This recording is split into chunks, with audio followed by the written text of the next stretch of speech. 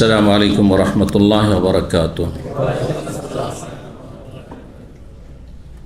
إن الحمد لله نحمده ونستعينه ونستغفره ونعوذ بالله من شرور أنفسنا ومن سيئات أعمالنا.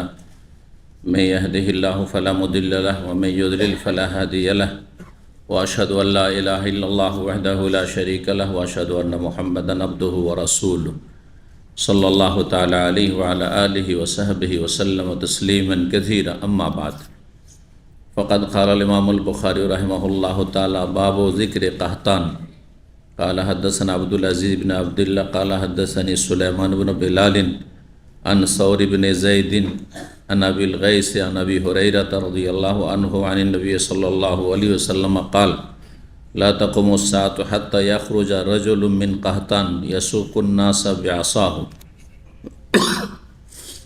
সম্মানিত ভাতৃমণ্ডলী, আল্লাহ রাব্বুল আলামিনের প্রশংসা এবং প্রিয় নবী সাল্লাল্লাহু আলাইহি ওয়াসাল্লামের উপর সালাত ও সালামের পর আজ জুমাবার 15ই রবিউস সানি 1446 হিজরি মোতাবেক 18ই অক্টোবর 2024 আমাদের ধারাবাহিক আলোচনা সহিহ আল বুখারীর কিতাবুল মানাকিব ফাজাইলের পর্ব।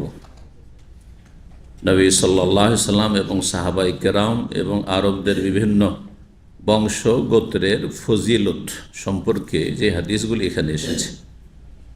পর্ব নম্বর আজকে 4, হাদিস নম্বর ইমাম বুখারী রাহিমাহুল্লাহ 3517। এই মানাকিব ফাজাইল পর্বের অধ্যায় নম্বর হচ্ছে 7। ইমাম বুখারী রাহিমাহুল্লাহ তাতে বলছেন বাবু যিকরে কাহতান। এই অধ্যায় হচ্ছে কাহতান বংশের আলোচনা সম্পর্কে। আরব বংশ প্রাচীন যুগ থেকে 2 ভাগে বিভক্ত, একটি হচ্ছে কাহতান আর একটি হচ্ছে আদনান। অধিকাংশ আরবরা হচ্ছে আদনান বংশের। অধিকাংশ আরবরা মানে সৌদি আরবের আরবরা মক্কা থেকে শুরু করে উত্তরাঞ্চল, পশ্চিম অঞ্চল, পূর্ব অঞ্চল সব আদনান বংশের। যদি এর মাঝে বিভিন্ন দেশ থেকে আসা লোকেরা যুগে যুগে এসেছে, এখানকার নাগরিক হয়েছে অথবা বসবাস শুরু করেছে, ওগুলোকে বাদ দিই। ওগুলো অনেক অনারব আছে যারা ভারত থেকে এসছে, বাংলাদেশ পাকিস্তান থেকে এসছে অথবা বোখারা থেকে এসছে, অনেকে চায়না থেকে এসেছে, তুর্কিস্তান থেকে এসেছে। এসব দেশ থেকে বিভিন্ন দেশ থেকে এসে এখানকার নাগরিকত্ব পেয়েছে। তারা ছাড়া তারা আদনানও না আর তারা কাহতানও না। কিন্তু প্রাচীন যুগ থেকে যারা আরব তারা 2 ভাগে বিভক্ত।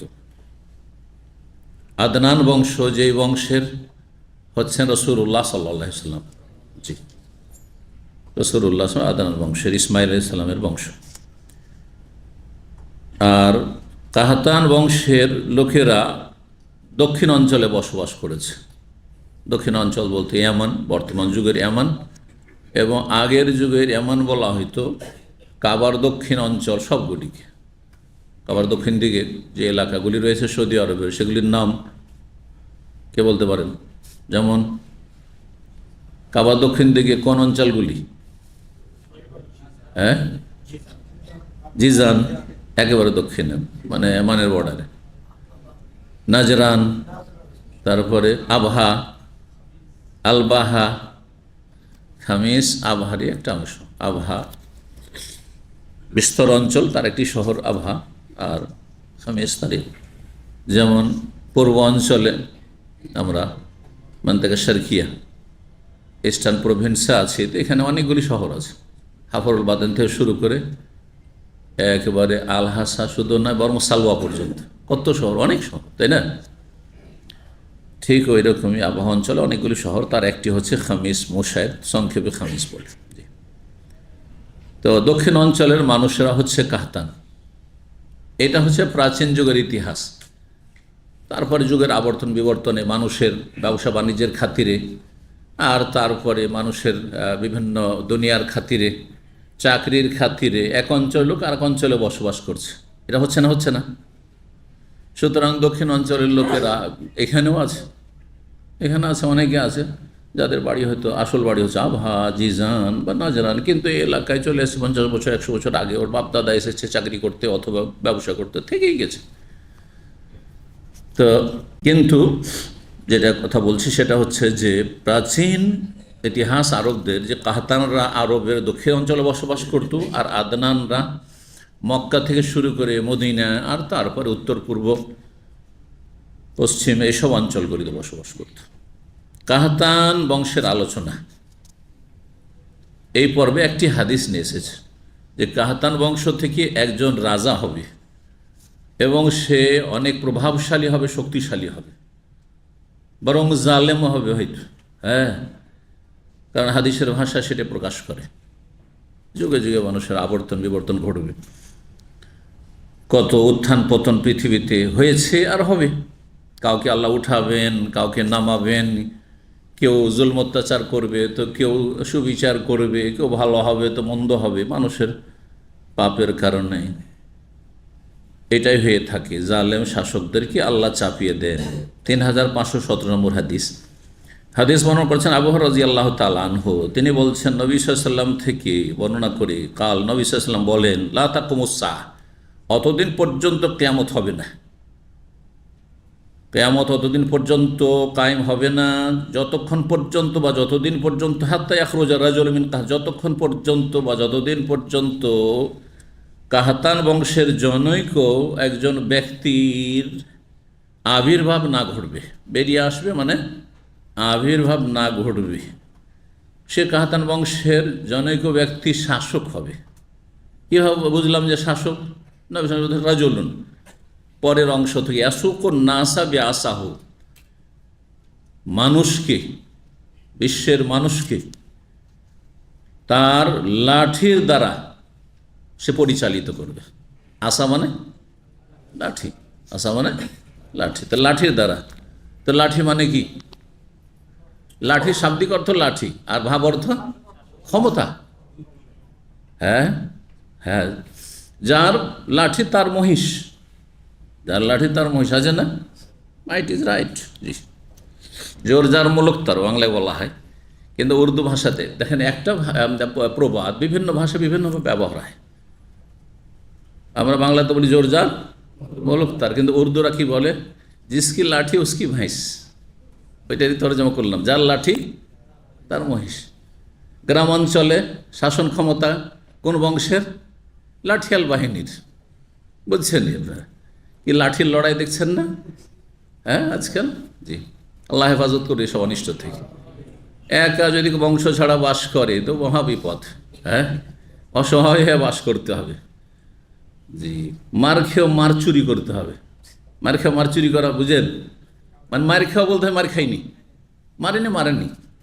মানে যদি বনে যে মারেছে তাও বিপদ আছে, এমন অসহায় বাস করতে হয়। এই জন্য আমাদের পূর্বপুরুষদের একটি কথা আছে, খুব মানে হেকমতপূর্ণ কথা, এমন এলাকায় করো বাস যেখানে কিছু আপন, আপন কিছু পর। হ্যাঁ, এমন এলাকা বাঁধো ঘর, মিলিয়ে তো তারা বলে, এমন এলাকা বাঁধো ঘর যেখানে কিছু আপন কিছু পর। সব আপন থাকা জরুরি নয়, কিন্তু কিছু আপন যেন থাকে, কিছু আপন থাকে। একাই বাস করলে মহাবিপদ, বিশেষ করে গ্রাম অঞ্চলে। শহরে চলে, কেউ করে খোঁজ খবর রাখে না। তো আল্লাহ হেফাজত করুন। এই ছিল কাহতানি একজন শাসক হবে, যে মানুষকে নিজের ক্ষমতার বলে পরিচালিত করবে, যা ইচ্ছা তাই করবে, তার শাসন চলবে।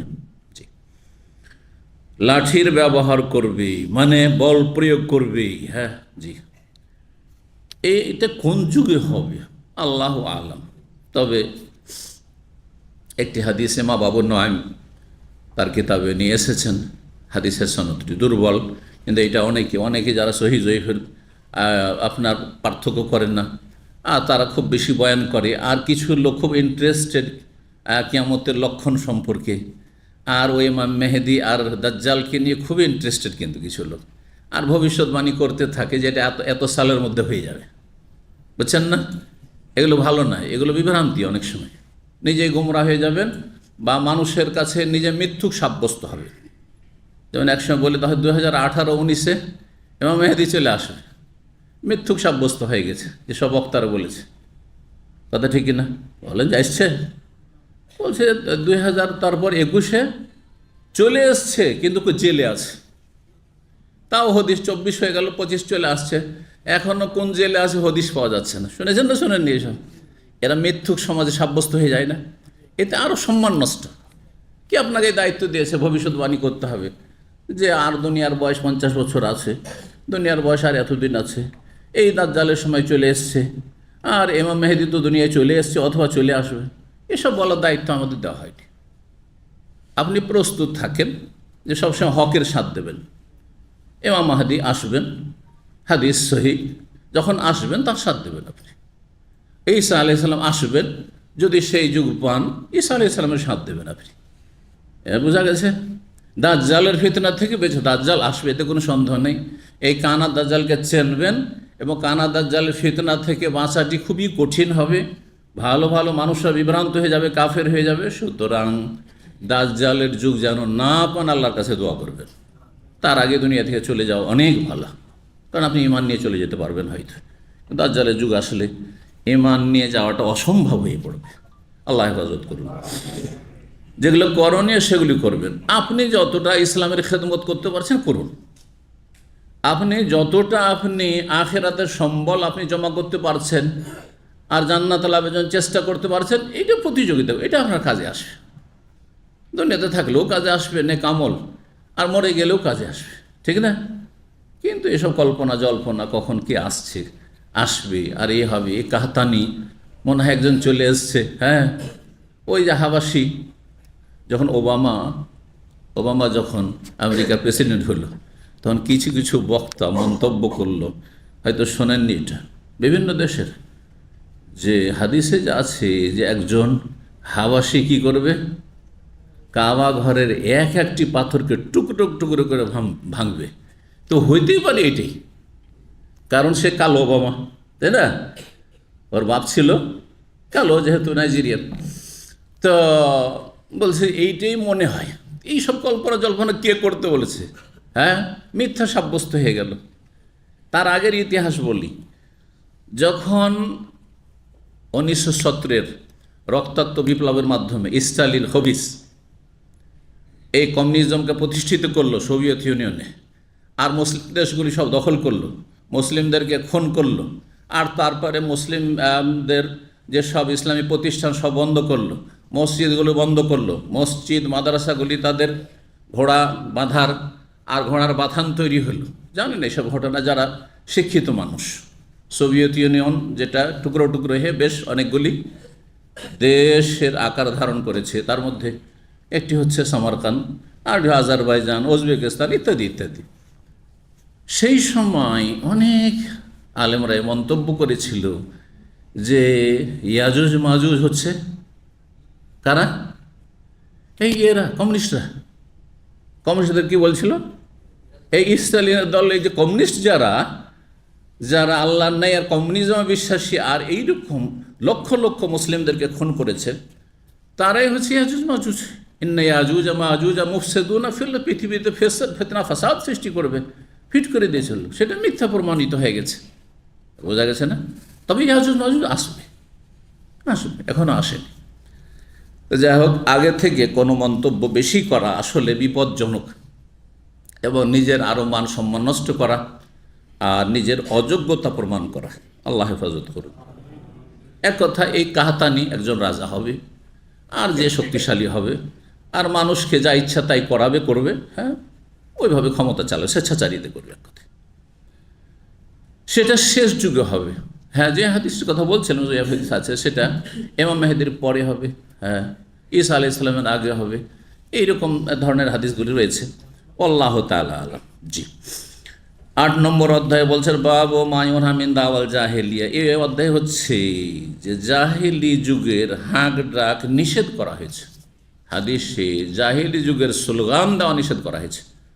দাওয়াল জাহেলিয়া, দাওয়া মানে হাঁক ডাক, হ্যাঁ, ডাকাডাকি করা, আর ওইটাকে আজকালকার পলিটিক্যাল ভাষায় স্লোগান বলা হয়। কি বলা হয়? স্লোগান। জি, এক এক জাতির বা এক একটা রাজনৈতিক দলের এক এক ধরনের স্লোগান আছে, তাই না?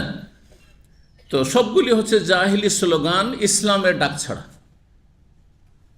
লা ইলাহা ইল্লাল্লাহর দাওয়াত ছাড়া, তৌহিদ সুন্নাতের দাওয়াত ছাড়া যতগুলি পথ মত রয়েছে, মতবাদ রয়েছে, সেটা শিরকের আকারে হোক আর কুফরির আকারে হোক, মাজার পূজায় হোক আর মূর্তি পূজায় হোক আর নাস্তিকতা হোক আর কমিউনিজম হোক আর সোশ্যালিজম সমাজবাদ হোক আর আপনার ক্যাপিটাল পুঁজিবাদ হোক, যে কোনো বাদ হোক না কেন সবকে বাদ দিতে হবে। এগুলি বাতিল, সব বাতিল,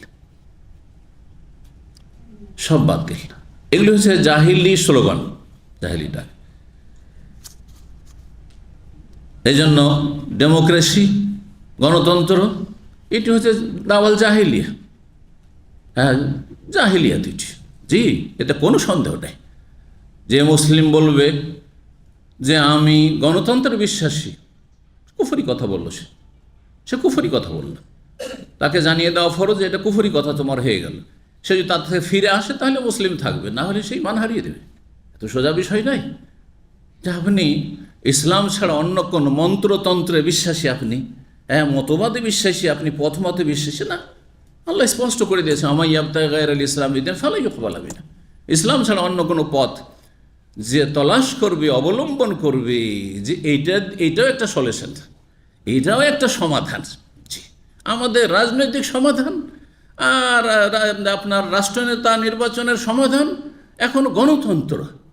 এমনকি এক শ্রেণীর ইসলামিস্ট যারা ইসলামপন্থী তারা বলছে আমরা করবোটা কি, এখন এই পথ ছাড়া তো কোনো পথ নেই, সুতরাং আমরাও গণতন্ত্রের মাধ্যমে গিয়ে ক্ষমতায় যাওয়ার চেষ্টা করি। এগুলি গুমরাহি, আসলে মিন দাওয়াল জাহিলিয়া। তো জাহিলি দাওয়াত থেকে সতর্ক করেছেন নবী করিম সাল্লাল্লাহু আলাইহি ওয়াসাল্লাম কঠিনভাবে। এটা অত্যন্ত ব্যাপক অর্থ বহন করে। ইসলাম ছাড়া সমস্ত কিছু জাহিলিয়াত, সে প্রাচীন জাহিলিয়াত হোক, মানে ছিল 1400 বছর আগের নবী সাল্লাল্লাহু আলাইহি ওয়াসাল্লাম আমলে, তার আগে ছিল যুগে যুগে, অথবা নিত্য নতুন জাহিলিয়াত হোক, ইসলাম বিরোধী পথ মত হোক না কেন, সবগুলি জাহিলিয়াত। জাহিলিয়াত মানে এই নয় যে ওই আরবদের যুগে যেসব ছিল, হ্যাঁ, সেগুলি শুধু জাহিলিয়াত। আর এখনকার যুগে নতুন নতুন যে জাহিলিয়াত, সেগুলি জাহিলিয়াত নয়, অবশ্যই জাহিলিয়াত। তখনকার যুগে বাচ্চা ভূমিষ্ঠ হতো, মেয়েরা ভূমিষ্ঠ হতো, তারপরে মেয়ে সন্তানকে পছন্দ করতো না, তারপরে দাফন করতো, মেরে দিত, তাই না? এটি ছিল জাহিলিয়াত।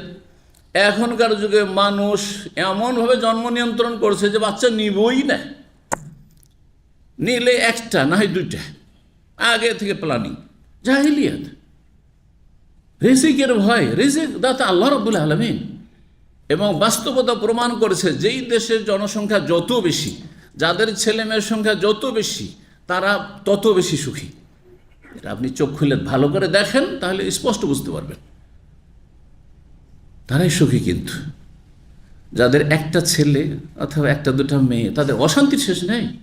একটা ছেলে এমন খারাপ হয়ে গেল যে বৃদ্ধাশ্রমে, হ্যাঁ, মরতে হইল শেষে গিয়ে বুড়াবুড়িকে, বাপ মাকে।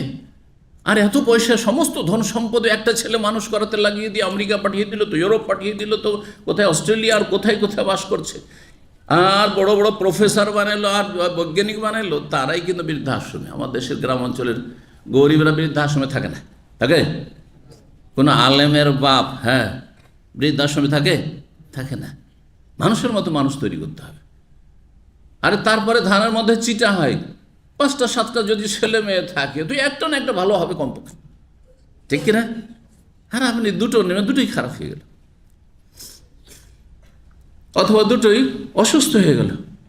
অনেকে 2টা বাচ্চা নিয়েছে, দুটোই পঙ্গু, প্রতিবন্ধী। একটা হঠাৎ করে মারা গেল, শেষ। তো সমস্ত কিছু ইসলাম ছাড়া সমস্ত কিছু জাহিলিয়াত। সেটা বড় জাহিলিয়াত মানে কুফরি, অথবা ছোট জাহিলিয়াত মানে ইসলাম বিরোধী চিন্তা চেতনা অথবা আমল।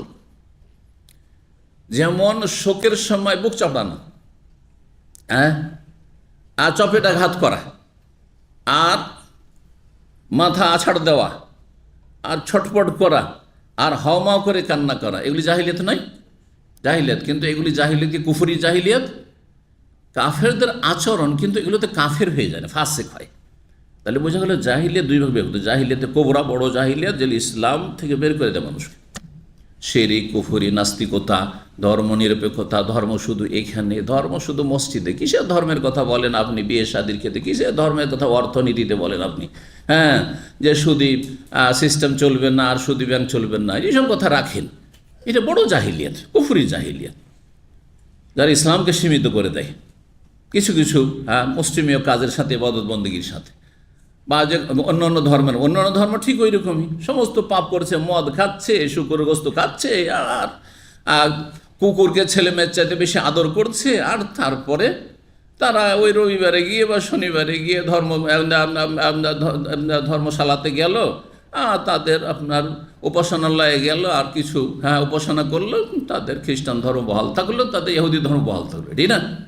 ইসলাম কি তেমন যে শুধু আপনি জুমা পড়বেন অথবা 5 ওয়াক্ত নামাজ পড়বেন মুসল্লি, আর এদিকে বাড়িতে পাপ আর পাপ, বেহায়া আপনার স্ত্রী, মেয়েরা, আপনার বউরা, বেদিন সব পাপে ডুবে আছে বাড়িতে, আর এদিকে শুধু মুসল্লি দাঁড়িয়ে রেখে নামাজ পড়ছেন, এর নাম ইসলাম? এটা হচ্ছে আংশিক আপনি ইসলাম পালন করছেন। এটা হচ্ছে বিজাতির অনুকরণ, বুঝা হোক অথবা না বুঝা হোক। আপনাকে সার্বিক ক্ষেত্রে মুসলিম হওয়ার চেষ্টা, জাহিলিয়াত থেকে মুক্ত হইতে হবে। তো জাহিলিয়াত দুই রকম, বড় জাহিলিয়াত যেগুলো কুফরি মতবাদ বা শিরকি কাজ, ঈমান ভঙ্গকারী কাজ, সবগুলি জাহিলিয়াত, জাহিলি স্লোগান। আর ছোট জাহিলিয়াত যে কোনো ইসলাম বিরোধী কাজ, ছোট জাহিলিয়াত। এরকম জাতীয়তা, ইসলাম ছাড়া অন্য কোনো কিছুর ভিত্তিতে জাতীয়তা। আমরা মুসলিম, আমরা হচ্ছে মুসলিম জাতি, এই বিষয়টি হচ্ছে কোরআন সুন্নাহর কথা। আর আমাদের মধ্যে সম্মানিত কে?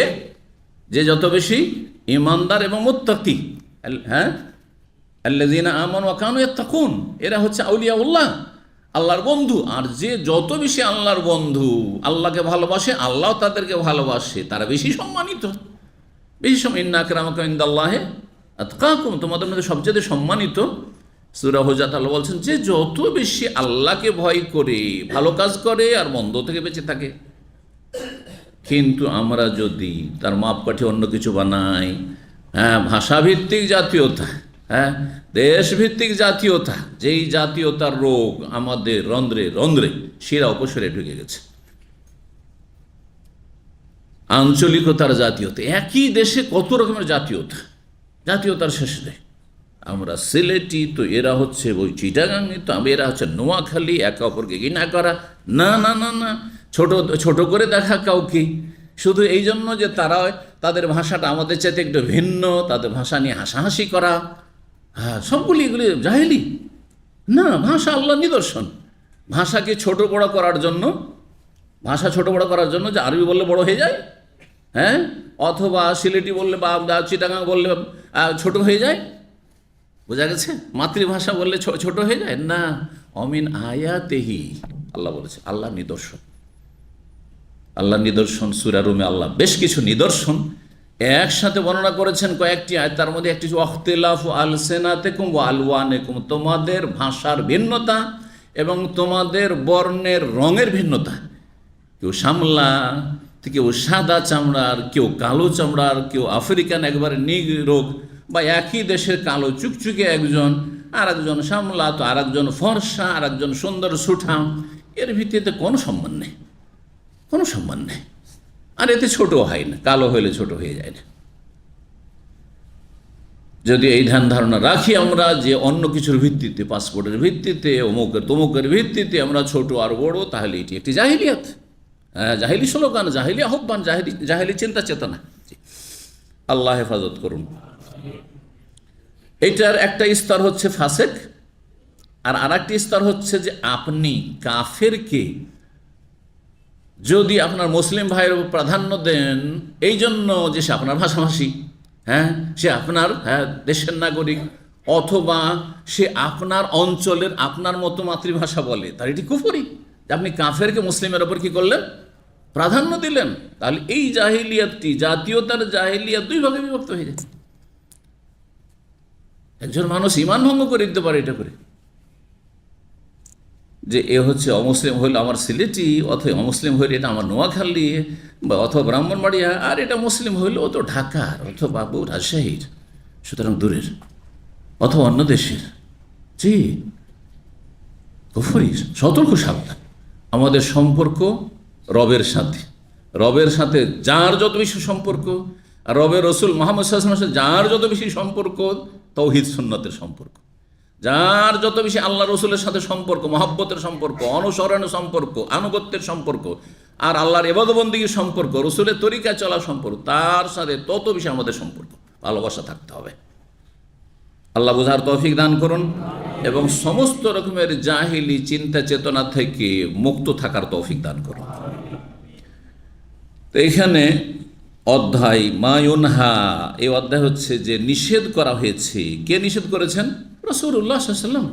মিন দাওয়াল জাহেলিয়া, জাহেলি স্লোগান থেকে, জাহেলি হাঁক ডাক থেকে। 3518 হাদিস নম্বর ছিল এই 3518। বলছেন তাবেই আমর ইবনে দিনার আন্নাহু সামিয়া জাবের রাদিয়াল্লাহু, তিনি সাহাবী জাবের বিন আব্দুল্লাহ রাদিয়াল্লাহু তাআলা আনহু থেকে শুনেছেন, ইয়াকুলু, তিনি বলেন, গাযাওনা মা নবী সাল্লাল্লাহু, আমরা একবার যুদ্ধে গেলাম নবী সাল্লাল্লাহু আলাইহি ওয়াসাল্লামের সাথে। যুদ্ধটি ছিল মোরাইসির যুদ্ধ। মোরাইসির যুদ্ধের অপর নাম আর একটি আছে, আমরা সিরাতুন নবীতে আলোচনা করেছি, কিন্তু আমার মনে হয় আপনাদের কারো মনে নেই হয়তো। দেখি যদি কেউ বলতে পারে তাহলে জানবো যে হ্যাঁ, সিরাতুন নবী ভালো করেই শুনেছি। মোরাইসি ওই জায়গার নাম ছিল যেখানে কিছু পানি ছিল, আর ওই পানির জায়গাটাকে মোরাইসি বলা হয়তো, সেখান থেকে নামকরণ হয়েছে। এই স্থানকে কেন্দ্র করে যুদ্ধের নাম মোরাইসি যুদ্ধ। আর সেখানে যে বংশের বিরুদ্ধে, কাফের বংশের বিরুদ্ধে যুদ্ধ হয়েছিল, সেই বংশের নাম ছিল বানুল মুস্তালিক, সেই জন্য এই যুদ্ধকে বলা হয় বানুল মুস্তালিকের যুদ্ধ, বানুল মুস্তালিকের যুদ্ধ। এই যুদ্ধেই নবী সাল্লাল্লাহু আলাইহি ওয়াসাল্লামের সহধর্মিণী আয়েশা সিদ্দিকা রাদিয়াল্লাহু তাআলা হাড় হারিয়ে গিয়েছিল। জি, তো এই মোরাইসির যুদ্ধের ঘটনা এখানে রয়েছে। কি বলছেন, আমরা নবী সাল্লাল্লাহু আলাইহি ওয়াসাল্লামের যুদ্ধে গিয়েছিলাম, ওয়াকাদ সাবা মাহু নাস মিনাল মুহাজিরিন। সেই যুদ্ধে আমাদের কল্পনার বাইরে মুহাজিরিনদের বেশ কিছু লোক একবারে ঝাঁপিয়ে পড়ে। সাহাবা এসো মানে ঝাঁপিয়ে পড়ে যুদ্ধ করার জন্য, আমরা যাবো, জিহাদে যাব। এতে হয় কি, আনসারিরা তো হয়েছে, হ্যাঁ সংখ্যাগরিষ্ঠ আনসারিরা থাকতো জেহাদে আগে ভাগে, কিন্তু এরা আনসারিদের অবদান অনেক বেশি রয়েছে জেহাদের ময়দানে। যদিও মুহাজিরিনদের কম নেই, কিন্তু আনসারিরা জান মাল সব কিছুতে জেহাদ করেছেন। রাদিয়াল্লাহু তাআলা আনহুম আজমাইন। মুহাজিরিনদের বেশ কিছু লোকেরা ঝাঁপিয়ে পড়ে, হাত্তা কাসুর, এমনকি তারা সংখ্যাগরিষ্ঠ হয়ে যায়, অনেক সংখ্যায় হয়ে যায়, যথেষ্ট সংখ্যায় মুজাহিদিন হয়ে যান। ওয়াকান মিনাল মুহাজির রাজুলুন লাআবুন, মুহাজিরিনদের জনৈক ব্যক্তি ছিল, যেই ব্যক্তি বড়ই তামাশাকারী ছিল। তামাশাকারী মানে রসিক ব্যক্তি ছিল। কি বলেন আপনারা? হ্যাঁ, রসিক। কিছু লোক হাসি ঠাট্টা করা খুব বেশি পছন্দ করে, তাই না? হ্যাঁ, একটুতে মানুষের সাথে রসিকতা করা, হ্যাঁ, উদ্দেশ্য অনেক সময় তুচ্ছতাচ্ছিল্য থাকে না। হাসি ঠাট্টা দুই রকম হয়। হাসি ঠাট্টা হচ্ছে একটা বিনোদনের জন্য, হ্যাঁ, সাথী বন্ধুদের সাথে, আর আরেকটি হচ্ছে মানুষকে হেয় প্রতিপন্ন করার জন্য। যদি ছোট করার জন্য করেন তাহলে হারাম। ছোট করার জন্য কাউকে নিয়ে যদি হাসাহাসি করেন, একটু হাসি মজা করেন, তা হারাম, এটা জায়েজ না, এবং এটিও একটি জাহিলিয়াত। কিন্তু যদি বন্ধুদের সাথে, বিদেশে আছেন, প্রবাসে আছেন, রুমমেটদের সাথে হাসি মজা কোনো সময় করলেন আপনি, রসিকতা তো জায়েজ। এত বেশি রসিকতা করতে হবে না, আবার পরিমাণটা যেন খুব বেশি না হয় যে তাতে ঝগড়া দ্বন্দ্বের উপক্রম হয়। আরবিতে একটি প্রবাদ আছে, লা তুমাজে ফাতুমারে, এত বেশি হাসি মজাক করিও না যে ঝগড়া না হয়ে যায়। হাসি ঠাট্টা করতে করতে কি হয়ে যায়? ঝগড়া হয়ে যায়।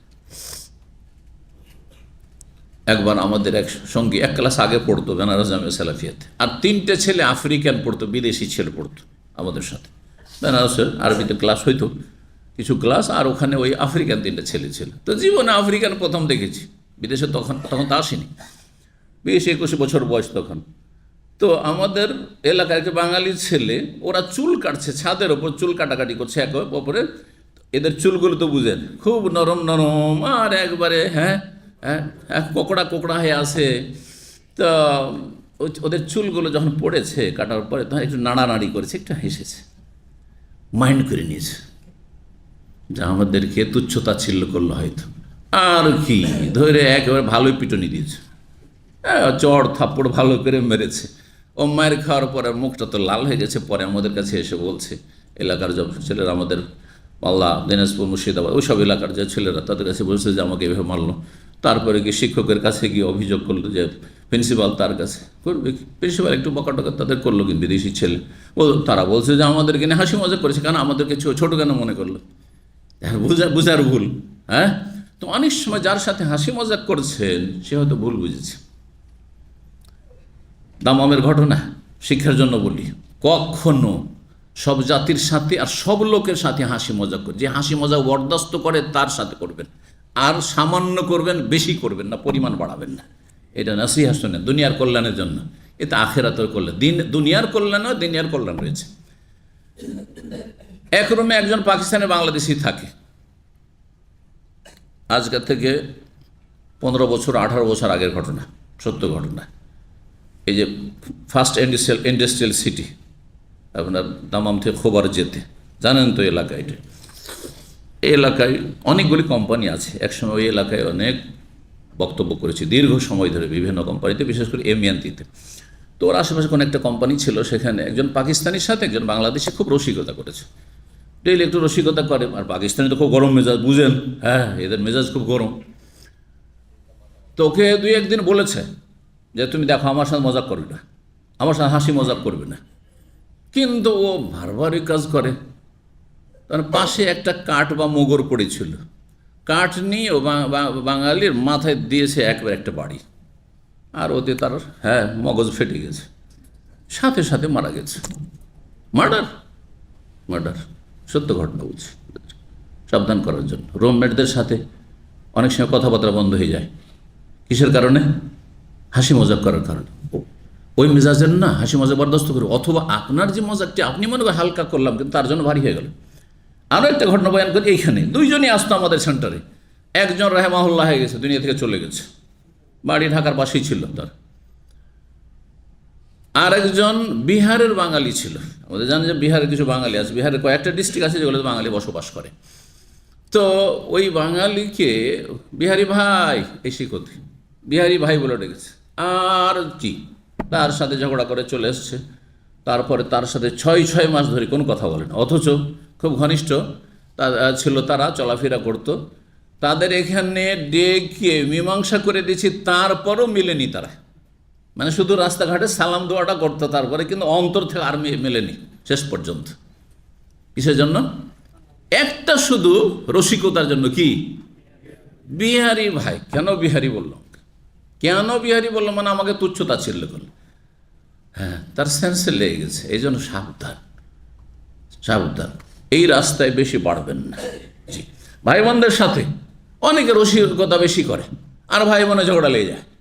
হ্যাঁ, অথবা একতরফা হয়ে যায়। আপনি রসিকতা করলেন, তখন আপনাকে আপনার ভাই বোন রসিকতা করলো, আপনার রসিকতাটা আপনি মনে করলেন আমি বৈধ করলাম, কিন্তু আপনি অন্য কেউ যখন আপনার সাথে রসিকতা করলো তখন আবার বরদাস্ত করলেন না, তখন কি লেগে যাবে? ঝগড়া না হয় মারামারি লেগে যাবে। হচ্ছে একতরফা হইলে হবে না। রসিকতা বরদাস্ত করতে হবে, এবং রসিকতা কাউকে করলে সেও রসিকতা করতে পারে, সেটা ডোজ বেশি হইতে পারে। হ্যাঁ, তোমারটার চাইতে ডোজ বেশি হইতে পারে, সেটা বরদাস্ত করার ক্ষমতা থাকতে হবে, না হলে করতেই হবে না, এই পথে যেতে হবে না। তো ঘটনায় রসিকতার বলছেন যে মুহাজিরিনদের মাঝে জনৈক ব্যক্তি ছিল লাআবুন। লাআব মানে লাইবা ইয়াল আবু থেকে, লাআব মানে কি হয়? খেলতামাশাকারী, মানে মানুষকে নিয়ে একটু খেলতামাশা করতো। রসিক ব্যক্তি ছিল। ফাকাসা আনসারিয়ান, সে করলো কি? রসিকতার ছলে এক আনসারির 5 হাতে একটা বাড়ি দিয়েছে। কাসা মানে লাথি মারা হয়, পা দিয়ে মারা হয়, আর কাসা মানে হাত দিয়ে কোমরে অথবা 5 হাতে মারা হয়। অনেকে কিন্তু এটা তো মাইন্ড করে। দেখেন, এক এক দেশে এক একটা জিনিস মাইন্ড করে। কারো 5 হাতে, আরবদের 5 হাতে যদি এইরকম করেন তো আপনার বড় কেস হয়ে যেতে পারে, খবরদার। না, আমাদের 5 হাতে দিলেন মেরে, এমন কিছু নয় কিন্তু আমাদের সমাজে, তাই না? আচ্ছা, কিছু এখানে প্রবাসী আছে, কোনো এক দেশের কথা বলছি, যে তাদের ঘাড়ে হাত দেন, চলবে? মেরে দিব আপনাকে। আমাদের দেশের মানুষের এইখানে দুজন বাংলাদেশি ঘাড়ে হাত দিয়ে দোস্ত, আমাদের দোস্তরা যেমন করে, ঘাড়ে হাত দিয়ে দুজন, ও ওর ঘাড়ে হাত দিয়ে আছে, ওর ঘাড়ে হাত দিয়ে দোস্ত হাঁটছে রাস্তা। এমনকি সৌদি আরব এসে শুরু করছে ওই রকমই। হ্যাঁ, দেশে করে অভ্যাস, এখানে এসেও কি করছে, শুরু করছে। না, এখানে ওইটা পরিবেশ নেই, এখানে পরিবেশ নেই। আর তারপরে ফিলিপাইনে তাদের ঘাড়ে হাত দেন মানে আপনি তার সাথে অসৎ উদ্দেশ্য করেছেন, বুঝতে পারছেন? তার ঘাড়ে হাত দিয়েছেন, তার মানে তার সাথে আমার উদ্দেশ্য হচ্ছে অসৎ। বুঝতে পারছেন তো আমার কথা? জি হ্যাঁ। তো একেবারে মারামারি হয়ে যেতে পারে, সতর্ক সাবধান। জি। তো এই ব্যক্তি তার পাছাতে হয় হাতের বাড়িয়ে দিলেও কাঁসা বলা হয় একসাব, আর লাথি মারলেও হয়তো লাথি মারিছিল, অথবা তাকে হাতের একটা বাড়ি দিয়েছে তার পেছন দিকে, হ্যাঁ, কোমরে বা কোমরের নিচে। গাজেবাল আনসারি, গাজা মানুষের আনসারি প্রচণ্ড রেগে গিয়েছে এই একটা বাড়িতে। সে কিন্তু হাসতে হাসতে দিয়েছে, হাসির ছলে প্রচণ্ড রেগে গেছে। হাত্তা তাদাও, এমনকি প্রতিশোধ নেওয়ার জন্য এক বংশ আর এক বংশে মানে একজন অপর কে ডাকতে শুরু করেছে, অর্থাৎ নিজ নিজ বংশকে ডাকতে শুরু করেছে। আনসারিদেরকে ডাকা শুরু করেছে। মুহাজির দেখলো যে কাম খান, আমাকে তো মেরে ফেলে দিবে এরা এসে গণপিটুনি দিয়ে, তখন সে যান বাঁচাবার জন্য সে মুহাজিরদেরকে ডাকতে শুরু করেছে। এই যে জাতীয়তার রোগ, ঘটনা ছিল একজনের শুধু, আর তাও শুরু হয়েছিল কি দিয়ে, হাসি রসিকতা দিয়ে। কিন্তু হইল কি যে আনসারি রেগে গিয়ে বলছে, ইয়া লাল আনসার, হে আনসারা রক্ষা করো, আমাকে মেরেছে, লাথি মেরেছে, আমাকে রক্ষা করো। দৌড় দিয়ে আনসারিরা চলে এসছে। যখন আনসারিরা দৌড় দিয়ে চলে এসছে যে দেখি আমাদের লোককে কে মারলো, তখন মনে করছে আমাকে তো মেরে ফেলে দিবে। তখন বলছে, ইয়া লাল মুহাজিরিন, হে মুহাজিরিন, আমাকে রক্ষা করো। আর মুহাজিররাও দৌড় দিয়ে চলে এসছে। আর তারপরে যুদ্ধ লাগার মতো শুরু হয়েছে। এরকম ঘটনা কয়েক বছর আগে কুয়েতে হয়েছে। কে জানে এই ঘটনা? খবর রাখেন না বাঙালিদের সাথে? কাদের? হ্যাঁ, মেসরিদের। দিনে 5-6 ঘন্টা 7 ঘন্টা এই যুদ্ধ চলেছে দুই দিক থেকে। আর তারপরে বিশাল বাহিনী এসে সামলিয়েছে। রিয়াজে হয়েছে এর আগে, রিয়াজে হারাতে, হ্যাঁ, একই দেশের বাংলাদেশের 2 দলে। কোন কোন ডিস্ট্রিক্ট ছিল? কি? সিলেট আর ব্রাহ্মণবাড়িয়া। জানছেন না? এগুলো জাহিলি ডাক, জাহিলি ডাক না আসুক। এখন নাই অন্যের দেখা দেখি নেই। হ্যাঁ, আমাদের ব্রাহ্মণবাড়িয়াকে মারছে সিলেটি, চল আমরা সব ব্রাহ্মণবাড়িয়া দৌড় দিয়ে চল। আমাদের বাঙালিকে মেসরি মারছে, চল রক্ষা করতে হবে আর মারতে হবে এদেরকে। জাহিলিয়াত এগুলো না, এগুলো যেন প্রশাসন আছে। কে অপরাধী, তাহলে হবে কি, ঘটনা বিশাল আকার ধারণ করবে না, আর পরিণাম খারাপ হবে না। তো এমনটাই হয়েছিল, সুবহানাল্লাহ। আর মুনাফিকরা তো যে কোনো ফিতনা ফাসাদে ইন্ধন দেওয়ার জন্য প্রস্তুত হয়ে আছে। তারা সুযোগের সন্ধানী, একদল সবসময় থাকবে কিন্তু সুযোগের সন্ধানী। আনসারি বলল, ইয়া লাল আনসার, একে অপরকে ডাক দাও। আনসারি বলল, হে আনসারি, রক্ষা করো আমাকে। ওকাল মুহাজিরি, মুহাজির ওই ব্যক্তি বলল, ইয়া লাল মুহাজিরিন, হে মুহাজিরিন, আমাকে রক্ষা করো, উদ্ধার করো। ফাখারাজান, নবী সাল্লাল্লাহু আলাইহি ওয়াসাল্লাম এই চিৎকার শুনতে, এই যে চিৎকার, জাতীয়তা ডাক দেওয়া, এটিকে নবী সাল্লাল্লাহু আলাইহি ওয়াসাল্লাম জাহিলিয়াতের ডাক বললেন। কি বললেন? এটিকে জাতীয়তার ডাককে জাহিলিয়াতের ডাক বললেন। নবী সাল্লাল্লাহু আলাইহি ওয়াসাল্লাম তার তাঁবু থেকে তাড়াতাড়ি করে বেরোলেন আর বললেন, মা বালো দাওয়া আহলিল জাহিলিয়া, কি ব্যাপার, জাহিলি যুগের স্লোগান কেন, জাহিলি যুগের হাঁক ডাক কেন শুরু হয়েছে? সোম্মা কাল, তারপরে বললেন, মা শানহুম, ব্যাপারটা কি? ফাউখবিরা, তখন নবী সাল্লাল্লাহু আলাইহি ওয়াসাল্লামকে বলা হলো, বেকাসাতিল মুহাজিরিল আনসারি, যে এই মুহাজির ব্যক্তি আনসারিকে একটা লাথি মেরেছে অথবা একটা থাবা মেরেছে পাছাই। কাল ফাকাল নবী সাল্লাল্লাহু আলাইহি ওয়াসাল্লাম বললেন, যা হয়েছে হয়েছে, দাউহা, এই জাহিলি যুগের স্লোগান বাদ দাও, ছাড়ো, পরিত্যাগ করো। ফাইন্নাহা খাবিসা, কারণ এটি খুব নোংরা ভাষা। অন্যের বাদ ফাইন্নাহা মুনতেনা, এটি সড়া ভাষা, হ্যাঁ, নোংরা ভাষা, জি, দুর্গন্ধযুক্ত ভাষা। এতে দুর্গন্ধ ছড়ায়, মানুষ সমাজে অশান্তি সৃষ্টি হয়, ফিতনা ফাসাদ হয়। জাতীয়তার ডাক হচ্ছে খবিস ডাক, হ্যাঁ, সড়া পচা ডাক। জি, কালা আব্দুল্লাহ বিন উবাই বিন সলুল, আব্দুল্লাহ বিন উবাই বিন সলুল মুনাফিক, যেহেতু মুনাফিকদের নেতা, আর মদিনায় একজন খুব প্রভাবশালী ব্যক্তি ছিল, এত প্রভাবশালী ছিল, আর তার আক্রোশ নবী সাল্লাল্লাহু আলাইহি ওয়াসাল্লাম এবং মুসলিমদের ওপর কেন?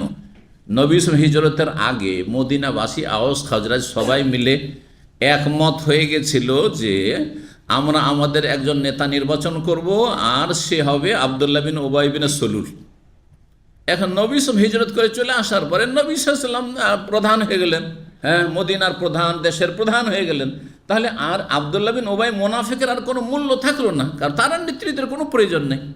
সে একজন সাহাবী, যেমন অন্যরা রয়েছে সেই রকম, জি, ওবাদা বিন সামাদ যেমন রয়েছে খাজরাজের, অথবা আর সাহাবীরা রয়েছেন এইভাবে আর খাজরাজের বংশের অন্যরা, ওসাইদ বিন হুযাইর, এইরকম সাধারণ একজন, হ্যাঁ, গোত্রের নেতা। কিন্তু গোটা মদিনার নেতৃত্ব যেহেতু হারিয়ে দিল, ক্ষমতা হারালে মানুষ পাগল হয়ে যায়।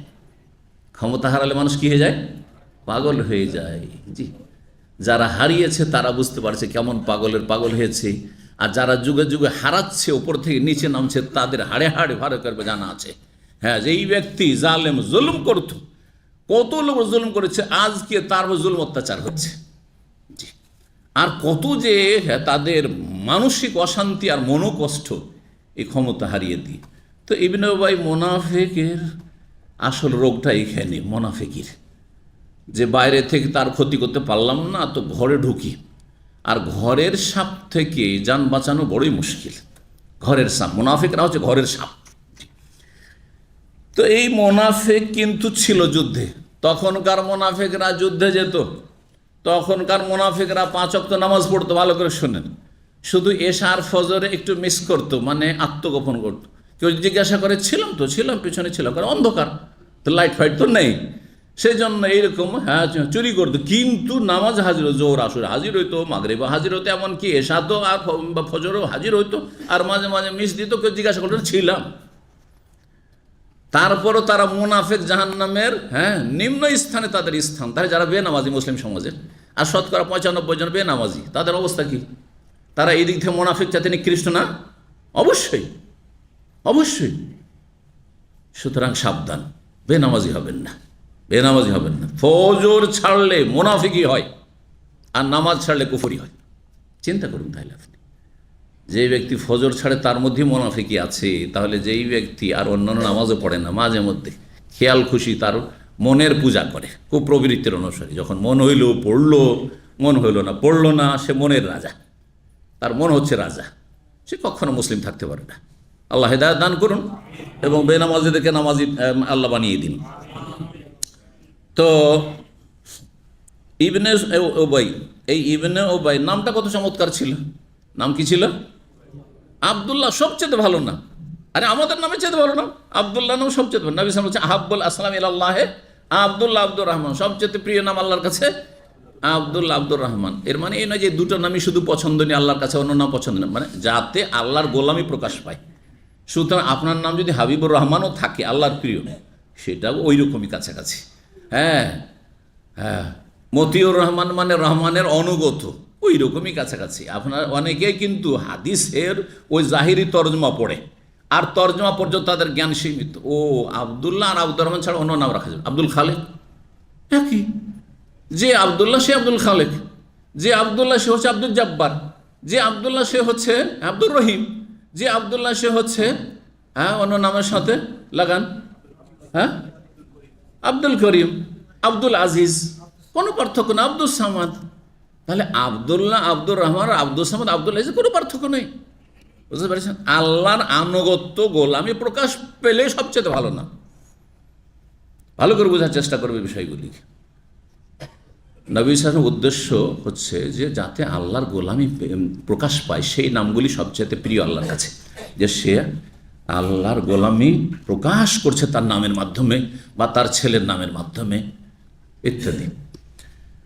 নবী সাল্লাল্লাহু আলাইহি ওয়াসাল্লাম কি একটা একটা করে গণাবেন যে আল্লাহর কাছে প্রিয় নাম হচ্ছে আবদুল্লাহ, আব্দুর রহমান, আব্দুর রহিম, আব্দুল খালেক, আব্দুল জব্বার, এরকম করে বলবেন নাকি? হ্যাঁ, এত সময় কথায়।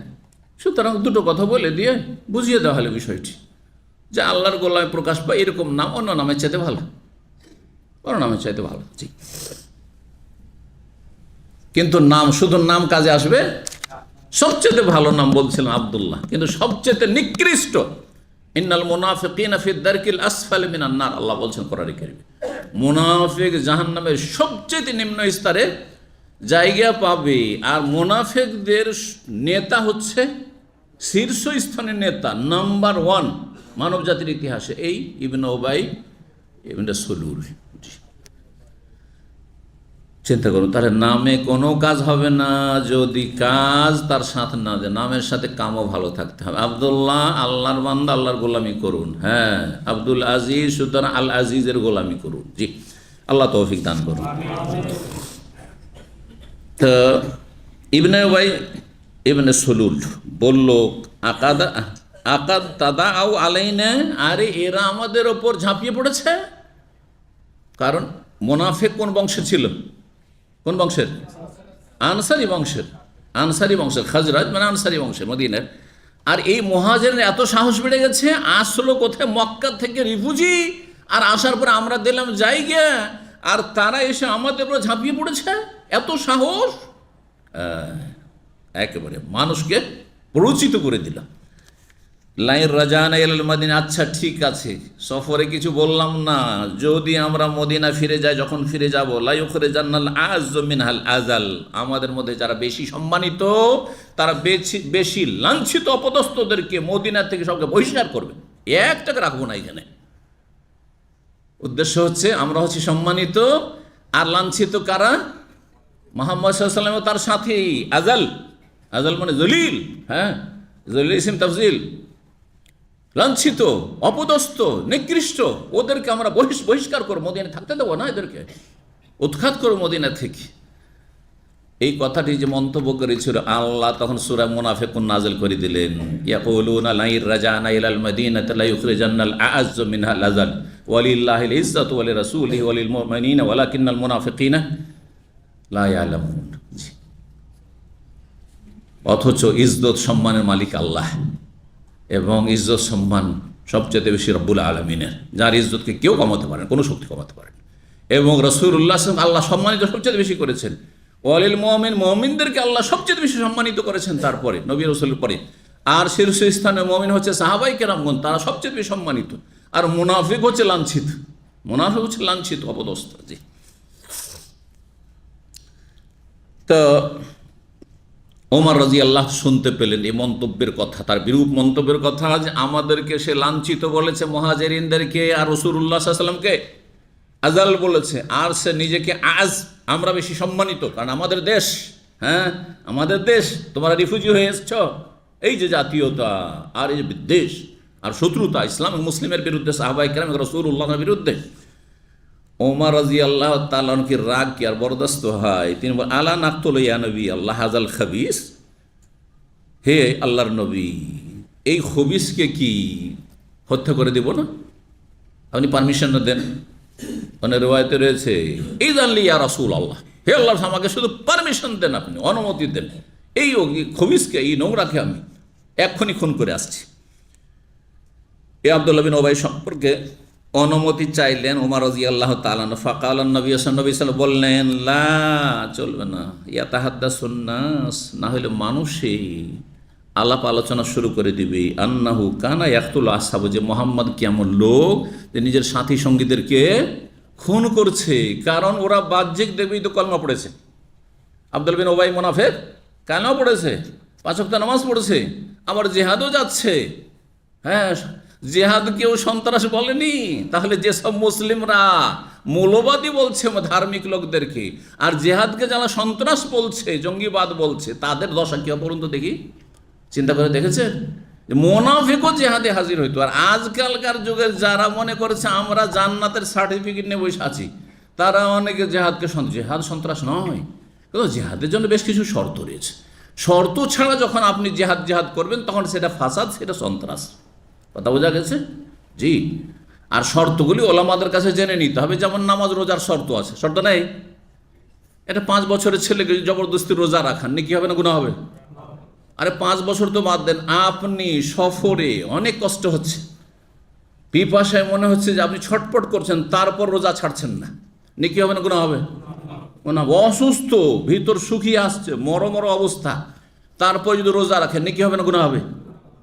তাই এত বড় গুরুত্বপূর্ণ ইবাদত রোজা, আর সেটাও অনেক সময় গুনাহ। তাহলে জেহাদটাও যদি জেহাদের জায়গায় না হয় তাহলে গুনাহ অবশ্যই, তখন ফাসাদ। আমরা সালাফি ওলামার এই কথাটি বোঝাতে চাই যে পাবলিক জেহাদ করবেন না। এই জেহাদ কি করে জেহাদ হইতে পারে? আর কোনো সংগঠন আর মোল্লা আর মুফতি জেহাদ করে লাভ নাই, কারণ আপনার নেতৃত্বে জেহাদ হবে না। নেতৃত্ব সরকারের হবে, সরকারের। জি, সরকারের শর্ত 1 নম্বর শর্ত। 2 নম্বর শর্ত, বিজয়ের সম্ভাবনা থাকতে হবে। আর পাখির মতো মুসলিম জাতি পাখি, আর কাফেররা হচ্ছে ওই পাখির শিকারকারী, আপনার ওই বন্দুক নিয়ে শিকার করছে। এইরকম যদি অবস্থা হয় যে বর্তমান অবস্থা, তাহলে এতে কি জিহাদ সম্ভব? না নেতৃত্ব আছে, আর না আমাদের বিজয়ের সম্ভাবনা আছে, ক্ষমতা আছে। এমন অবস্থা মুসলিমদের যে মক্কি জীবনে নবী সাল্লাল্লাহু আলাইহি ওয়াসাল্লাম সাহাবায়ে কেরামদের যে অবস্থা ছিল তার চেয়ে দুর্বল অবস্থা। আপনি কোথায় আছেন ভালো করে চিন্তা করে দেখেন, কোথায় আছেন? আল্লাহ বুঝার তৌফিক দান করুন। কেন এমন দুর্দশা? কেন এই গোলামি? কেন এই দুর্বলতা? আল্লাহর দিন থেকে সিংহভাগ অধিকাংশ মুসলিমরা অনেক দূর সরে গেছে। অধিকাংশ মুসলিম বড় শিরকে লিপ্ত, অধিকাংশ মুসলিম নাস্তিক, অধিকাংশ মুসলিম সেকুলার, অধিকাংশ মুসলিম গণতন্ত্রের কুফরিতে বিশ্বাসী, অধিকাংশ মুসলিম পাপে ডুবে আছে, শতকরা 95 জন মুসলিম বেনামাজি। তাহলে এই জাতি, যেই জাতি শুধু আগাছা আর আগাছা, শতকরা 5 জন যারা ইসলাম পালন করছে, এদেরকে কি করে সাহায্য আল্লাহ করবেন? আর এর কি করে বা শক্তিশালী হবে? আর যাদের নাই কোনো নেতৃত্বও নাই, কি করে সাহায্য করবে? এত সহজ মনে করছেন আপনি? 4টি কথা হয়ে গেল। জি, অবস্থা বুঝে ব্যবস্থা নিতে হবে। হ্যাঁ, জ্ঞানী হইলে অবস্থা বুঝে ব্যবস্থা নেবেন, তাহলে হ্যাঁ ওই রকমের শক্তি সঞ্চয়ের জন্য যেটা তরিকে সাহাবায়ে কেরামদের মক্কা থেকে এসে মদিনায় কি করে শক্তিশালী হলেন, ওই সিরাতের অনুসারী হইতে হবে। সিরাতুন নবী সব সাহাবায়ে কেরামদের জীবনের অনুসারী হইতে হবে। আল্লাহ তৌফিক দান করুন, আল্লাহর বালা মুসিবত দূর করুন। মুসলিম ভাইদের বোনদের সাহায্য করুন, ফিলিস্তিনি ভাই বোনদের সাহায্য করুন, মজলুমদেরকে আল্লাহ সাহায্য করুন, যে যেখানে মজলুম, জালেমদেরকে আল্লাহ ধ্বংস করুন, ইহুদিদেরকে ধ্বংস করুন, ইহুদিদের পৃষ্ঠপোষক, অগ্নি পূজক এবং যেসব কুফরি শক্তি রয়েছে বহিরাগত, আল্লাহ সবগুলিকে ধ্বংস করুন, নির্মূল করুন। মুসলিমদেরকে তাদের দিনের দিকে, ইসলামের দিকে ফিরে আসা তৌফিক দান করুন।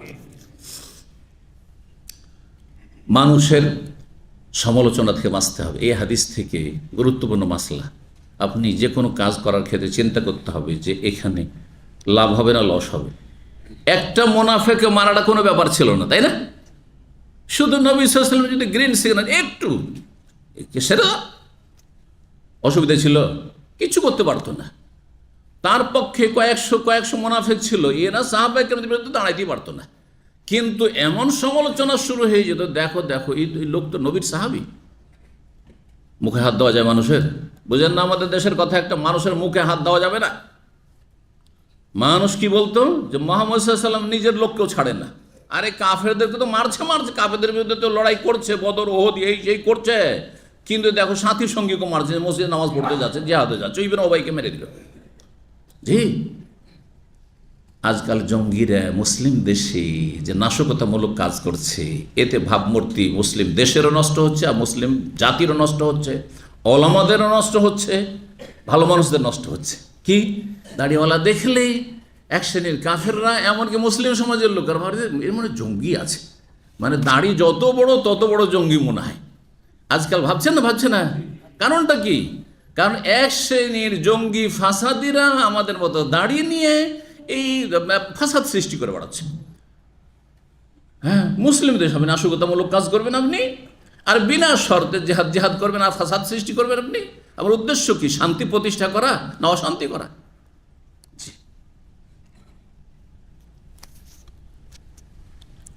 3519 নম্বর হাদিস মান করেছেন আব্দুল্লাহ ইবনে মাসউদ রাদিয়াল্লাহু তাআলা আনহু বলছেন, নবী সাল্লাল্লাহু আলাইহি সাল্লাম বলেন, লাইসা মিন্না, আমাদের দলভুক্ত না, এমন লোকেরা মান দারাবাল খুদুদা, যারা চপেটাঘাত করে। খুদুদ খাদ্দুনের বহুবচন, খাদ্দুন মানে গাল, যারা গাল চাপড়ায়, যখন বালা মুসিবত আসে, কেউ মারা যায়, তখন জাহিলি যুগের মহিলারা, বিশেষ মহিলারা এটা বেশি করে, আর পুরুষরাও করে। অনেক পুরুষ আছে মহিলার চাইতে অধম, তাই না?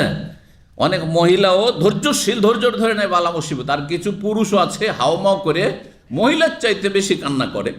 কিন্তু অধিকাংশ ক্ষেত্রে কান্নাকাটির ক্ষেত্রে কারা আগে? মহিলারা। কারণ মহিলাদের অন্তরটা নরম।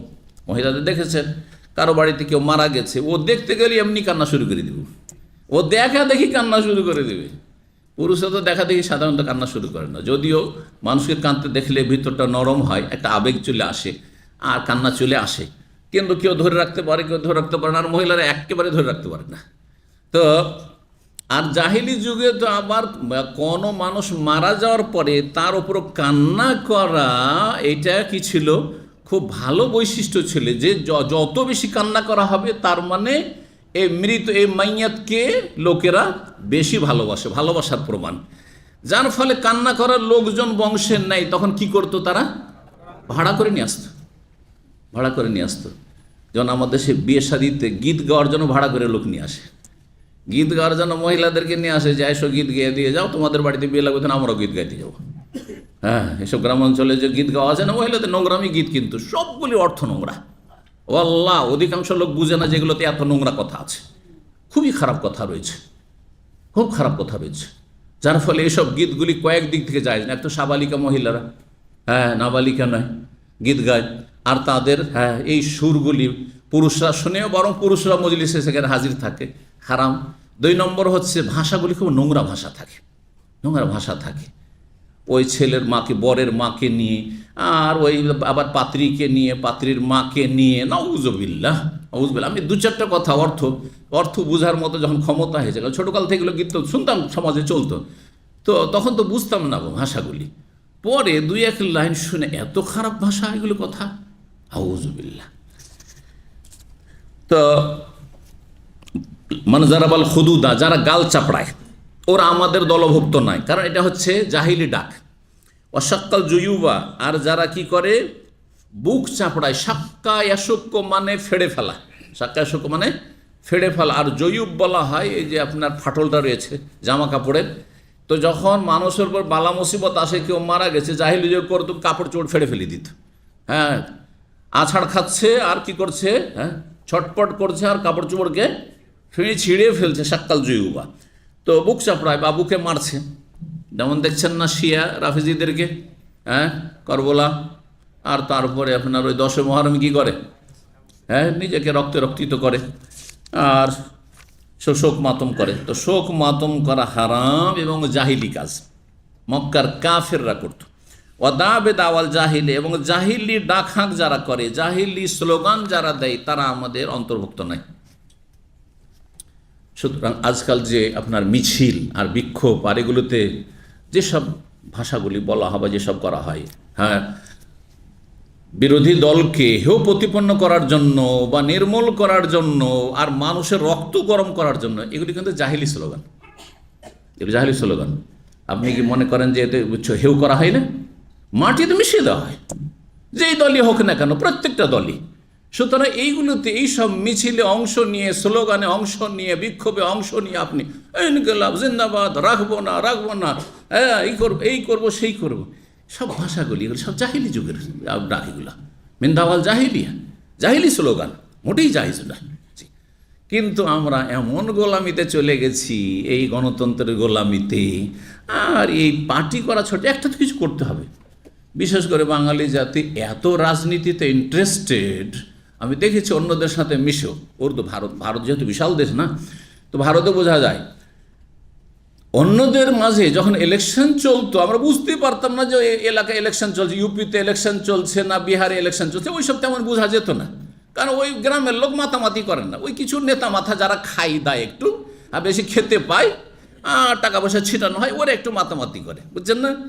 কিন্তু বাঙালি জাতি, হাই রে হা, নিজের ভাইদের হত্যা করছে, বোন জামাইকে হত্যা করছে, আর কি যে মারামারি এদের মাঝে, আউযুবিল্লাহ। আমাদের ডিস্ট্রিক্টে আমরা যখন ছোট 18-20 বছর, তখন শুনতাম যে কুরবানির গোশত নিজের পার্টির লোককে দিবে, গ্রামের অন্যদেরকে দেবে না।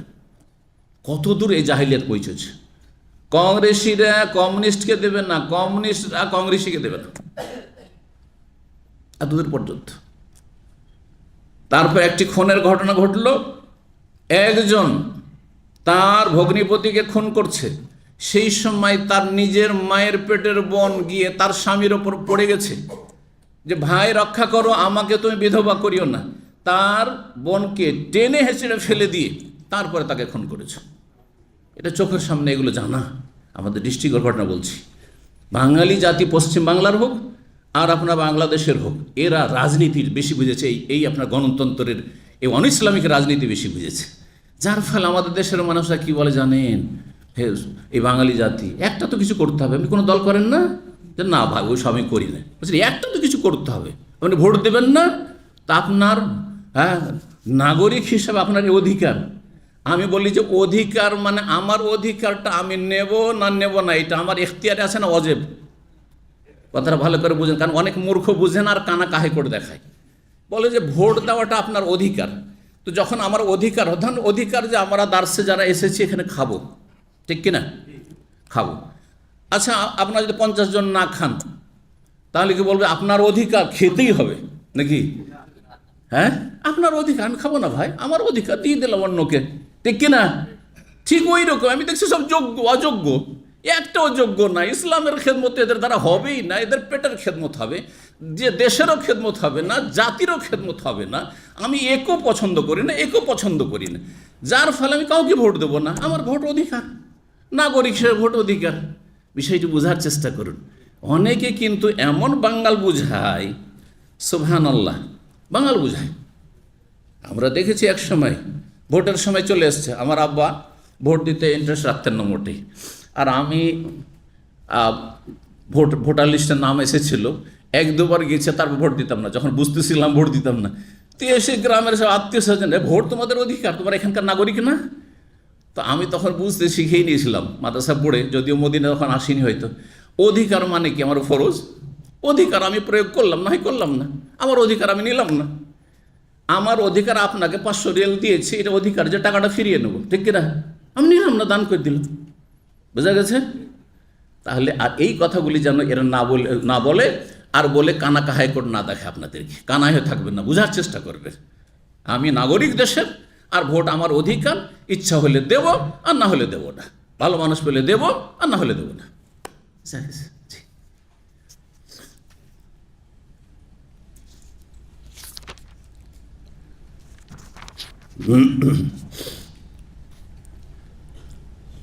9 নম্বর অধ্যায় বাবু কেসাতে খোজা।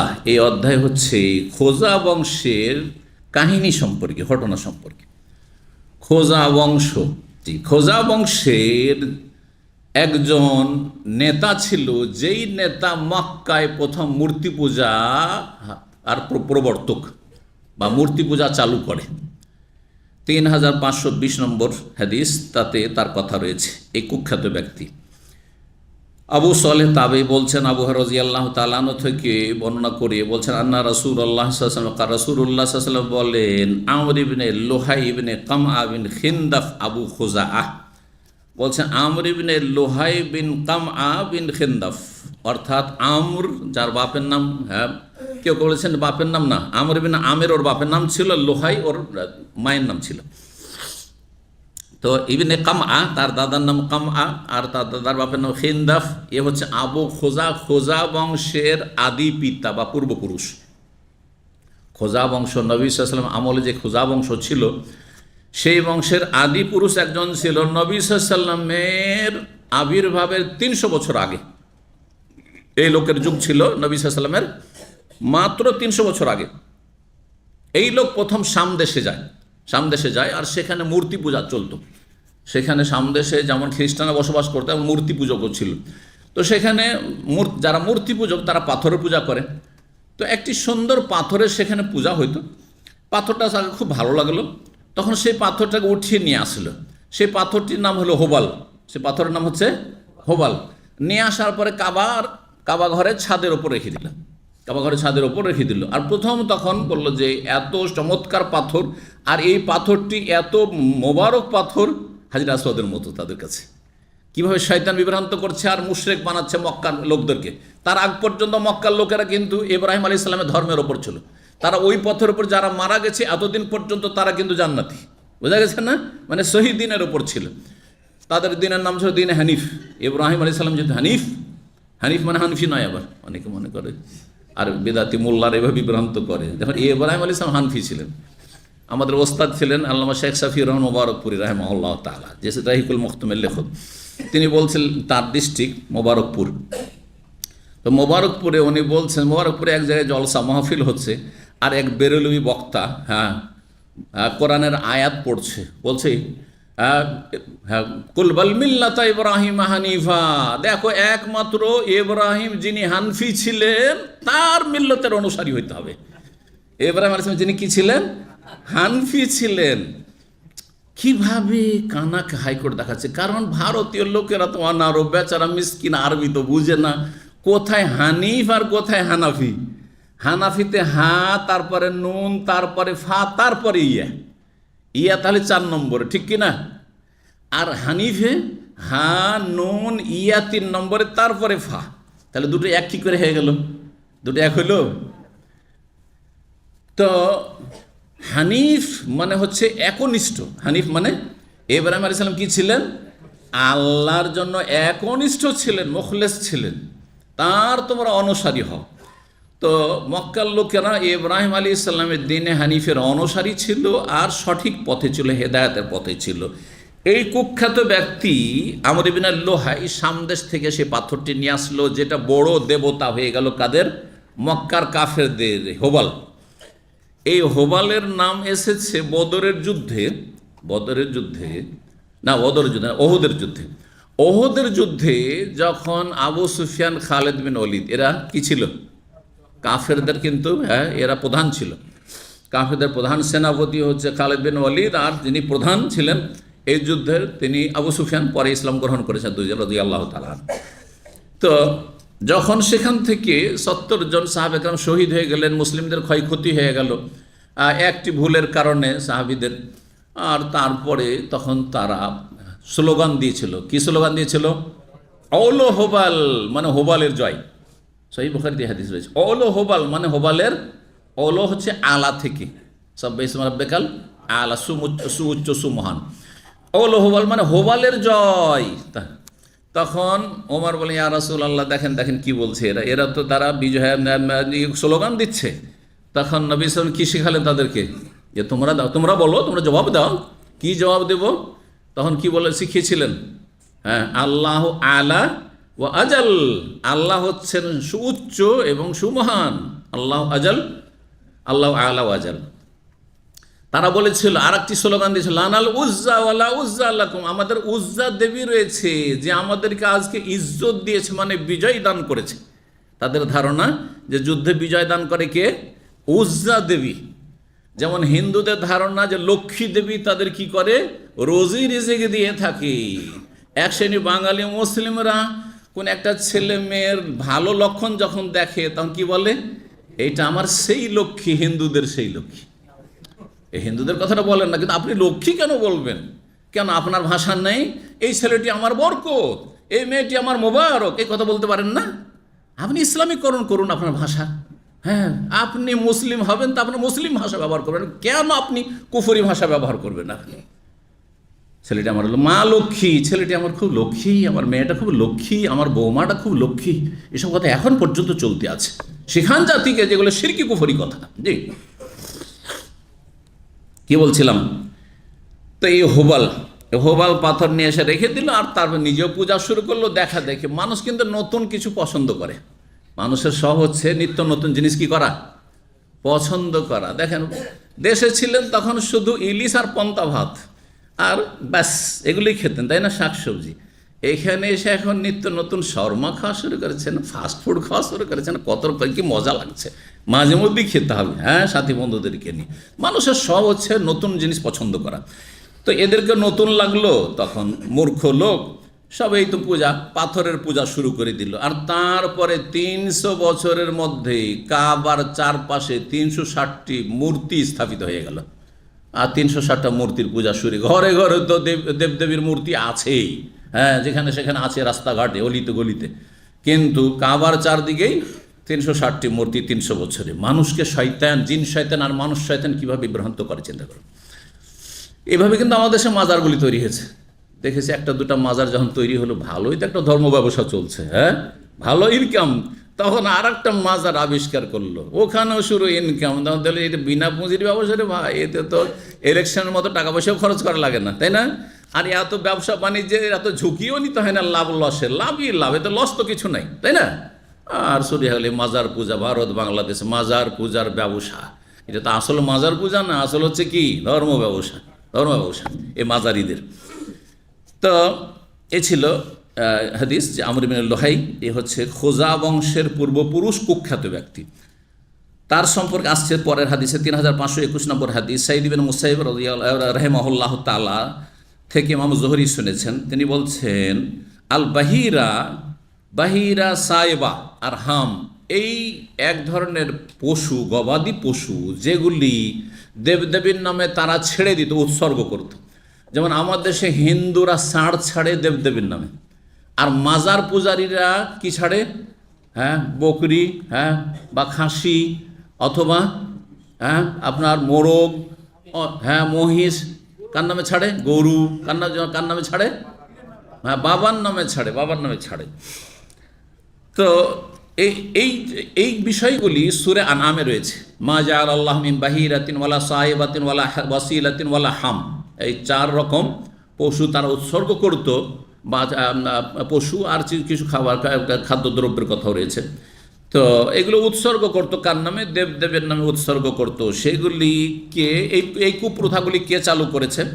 বলছেন সাঈদ ইবনে মুসাইয়্যিব রাহিমাহুল্লাহ তাআলা, প্রখ্যাত তাবেঈ।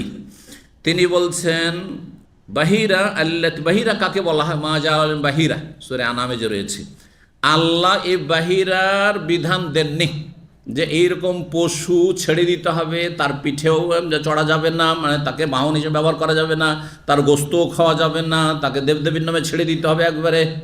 আমাদের দেশে এইরকম যেসব পশু ছাড়া হয়, কি করে? কারো জমিতে লাগলে ওকে তাড়াবে না, খেতে দেবে, খেতে রে, হ্যাঁ এটা ছাড়া আছে, হ্যাঁ বাবার নামে ছাড়া আছে। মুসলমান যদি মাজার পূজারি হয় তাহলে। আর হিন্দুরা হইলে বলতে কিছু করতে হবে না, এটা কিন্তু ওই এর নামে ছাড়া আছে, হ্যাঁ হ্যাঁ অমুক মায়ের নামে ছাড়া আছে। হিন্দুরা বলে মায়ের নামে, আর মাজার পূজারীরা বলে বাবার নামে, ওটাই শিরক। বাহিরা কোন পশুকে বলা হতো? আল্লাতী ইউমনাউ দাররুহা লিত্তাওয়াগিত, যার দুধকে থামিয়ে রাখা হইতো বা উৎসর্গ করে রাখা হতো কিসের জন্য? তাওয়াগিত, দেবদেবীর জন্য। তাগুতের বহু তাওয়াগিত, দেবদেবীর নামে, যে তার দুধ দহন চলবে না, দুধ দহন করা চলবে না। ওলানে দুধ নেমে আসে, কিন্তু কেউ দুধ দহন করে, ওয়ালা ইয়াহলু আহাদু মিনান, কোনো ব্যক্তি দুধ দহন করতো না, ছেড়ে দিত এইভাবে। ওয়াসাইবা, সাইবা কোন পশুকে বলা হতো? আল্লাতী কানু ইউসাইয়্যিবুনহা, যেই পশুগুলিকে তারা উৎসর্গ করে ছেড়ে দিত, লি আলিহা, তাদের দেবদেবীর জন্য। ফালা ইউহমালু আলাইহা শাইউন, তার ওপর কোনো কিছুকে চাপানো হতো না, কোনো বোঝা চাপানো হতো না, অথবা কেউ বাহন হিসাবে সেই পশুগুলি ব্যবহার করতো না। চাষাবাদে লাগানো হবে না, যদি গরু ছেড়ে দেওয়া চাষাবাদে লাগানো হবে না। উটের পিঠে চাপবে না, কারণ এই উটটি ছেড়ে দেওয়া হয়েছে দেবদেবীর নামে। এইরকমটা করতো কাফেরেরা, মুশরিকেরা। বলছেন আবু হুরায়রা রাদিয়াল্লাহু তাআলা বলেন, নবী সাল্লাল্লাহু আলাইহি ওয়াসাল্লাম বলেছেন, রাআইতু আমর ইবনে আমির ইবনে লুহাই। দেখেন এখানে চলে আসলো আমর ইবনে আমির বিন লুহাই। তাহলে আমরের বাপের নাম ছিল আমির, আর লুহাই মনে হচ্ছে যে দাদার নাম, কিন্তু অনেকে বলেছেন যে না, লুহাই তার মায়ের নাম ছিল। তো বাপ মা দুজনের নাম। আর আমর ইবনে লুহাই বলে বেশি খ্যাতি লাভ করেছে। অনেকে বাপের সাথে পরিচিতি না হয়ে মায়ের সাথে বেশি পরিচিতি লাভ করে, বিশেষ করে মামাদের গ্রামে। আমাদের দেশে নানির গ্রামে যদি যান, নানার গ্রামে, তাহলে আপনাকে চিনবে, আপনার মায়ের নাম হচ্ছে অমুকের ছেলে, অমুকের পোলা, ঠিক না? তো তো আল খোজাই মানে খোজা বংশের। আমি দেখেছিলাম তাকে, মানে যখন নবী সাল্লাল্লাহু আলাইহি ওয়াসাল্লামকে জাহান্নাম দেখানো হয়েছিল, স্বপ্নেও দেখানো হয়েছিল, আর মেরাজের রাতে দেখানো হয়েছিল। বলছেন ইয়াজুর কুসবাহু ফিন্নার, আমি দেখলাম যে সেই ব্যক্তি তার নাড়ি ভুঁড়িকে নিয়ে টানা হাঁচড়া করছে জাহান্নামের আগুনে, ছটফট করছে, ছটফট করছে, আর তার নাড়ি ভুঁড়ি বেরিয়ে গেছে একবারে, আর তারপর টানা হাঁচড়া করছে তা নিয়েছে। এর অপরাধ কি ছিল? বলছে ওয়াকান আউয়াল মান সাইয়াবা সাওয়াইবা, এই ব্যক্তি কুখ্যাত ব্যক্তি যে সর্বপ্রথম ষাঁড় ছাড়ার কুপ্রথা চালু করেছিল। সাইবা বলা হয় ষাঁড়কে, ষাঁড়কে ছেড়ে দেওয়া হয়তো, তার পিঠে কেউ চাপবেন না, তার পিঠে কোনো বোঝাও বহন করবে না, তাকে চাষাবাদের কাজও লাগাবে না, এইরকম পশুকে বলা হয়। আর বাহিরা এগুলো সেই চালু করেছিল। এই ছিল আমাদের আলোচনা। আর তারপরে একটি চমৎকার হাদিস আসছে, আমরা ইনশাআল্লাহ তাআলা সময় যেহেতু আছে আমরা সেটাও এখানে পেশ করে দিই। 10 নম্বর অধ্যায় হচ্ছে বাবু কিসসাত ইসলাম আবু যার আল গেফারি রাদিয়াল্লাহু আনহু। এই অধ্যায় হচ্ছে আবু যার গেফারি রাদিয়াল্লাহু তাআলা ইসলামের কাহিনী, কিভাবে তিনি ইসলাম গ্রহণ করলেন। আবু যারের নাম শুনেছেন তো? আবু যার রাদিয়াল্লাহু তাআলা আনহু সাহাবায়ে কেরাম থেকে একটি মাসলায় ভিন্ন মত পোষণ করতেন। সেই মাসলা ছিল একটি বিরল মাসলা, জানেন কি মাসলা ছিল? টাকা জমা রাখা যাবে না, খেয়ে দিয়ে যা বাঁচবে সব কিছু দান করে দিতে হবে। দিনের শেষে হোক আর মাসের শেষে আর বছরের শেষে যা বাঁচবে কিছু সঞ্চিত করে রাখা যাবে না, দান করে দিতে হবে।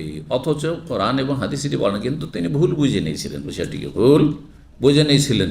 কোরআনের সূরা তওবাতে রয়েছে যে কানজের কথা, ওয়াল্লাযিনা ইয়াকনিজুনা যাহাব ওয়াল ফিদ্দাতা ওয়া লা ইউনফিকুনাহা ফি সাবিলিল্লাহ ফাবাশশিরহুম বিআযাবিন আলীম। যারা সঞ্চিত করে রাখে ধন সম্পদ, ইয়াকনিজুনা যাহাব ওয়াল ফিদ্দা, স্বর্ণ চাঁদি ধন সম্পদ টাকা পয়সা, ওয়া লা ইউনফিকুনা ফি আল্লাহর রাহে খরচ করে না, তাদেরকে মর্মান্তিক শাস্তির সংবাদ শুনিয়ে দাও। তিনি বলতেন যে আল্লাহ কঠিন শাস্তির কথা বলেছেন সঞ্চয় করে রাখলে, কিন্তু সঞ্চয় মানে তিনি বলছেন এমনি সঞ্চয় বুঝেছেন। অথচ সমস্ত সাহাবায়ে কেরাম নবী সাল্লাল্লাহু আলাইহি ওয়াসাল্লাম যেই শিক্ষা নিয়েছেন সেটা হচ্ছে এখানে কানজ বলতে এমন ধন সম্পদ কুক্ষিগত সঞ্চিত করে রাখা যার জাকাত আদায় করা হয় না।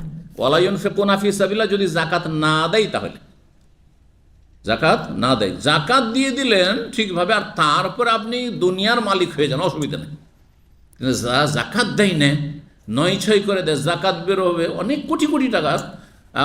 মানুষ এমন আছে, আমি জানি এমন লোককে যাদের কোটির কোটি টাকা জাকাত বেরোবে, তারা জাকাত 5-10 লাখ টাকা বের করে দেয় বা কিছু দান খায়রাত করে দেয়, মনে করে যে আমি যথেষ্ট দিয়ে দিচ্ছি। না, এদের যে কঠিন শাস্তি রয়েছে। জাকাত পাই পাই করে প্রতি বছর হিসাব করে বের করতে হবে। শতকরা 2.5 টাকা আপনার না, আমার না, কার? সেটা গরিব মিসকিন যাদের হক আল্লাহ নির্ধারণ করেছেন সূরা তাওবার আয়াত নম্বর 60-এ। তো আবু যার গেফারি এই বিষয়টি ভুল বুঝেছিলেন। এখান থেকে কিছু মডার্ন কিছু রাইটার আছে মুসলিম সমাজে যারা আবু যারকে কমিউনিস্ট বলে। আবু যারকে কি বলে? মুসলিম সমাজে তো অনেক কমিউনিস্ট আছে না? নেই?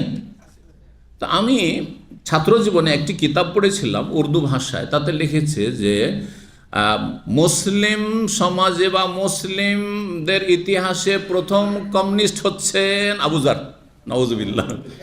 অথচ কমিউনিস্টদের থিওরি যে আল্লাহ নেই, তারপরে কমিউনিস্টদের থিওরি হচ্ছে যে তোমার ব্যক্তি মালিকানা নেই, তোমার ধন সম্পদের মালিককে সরকার, আর তুমি কারখানায় কাজ করবে খাবে, তোমার স্ত্রী কাজ করবে খাবে, তোমার সাবালক ছেলে সাবালিকা মেয়ে আছে কাজ করবে আর খাবে। এটা কমিউনিজম। তিনি এই কথা বলতেন না, তিনি বলতেন যে খেয়ে দে যা বাঁচলো, তোমার রাখার অধিকার নেই, এটা গরিব মিসকিন আছে, দান করে শেষ করে দাও, দান করে শেষ করে দাও।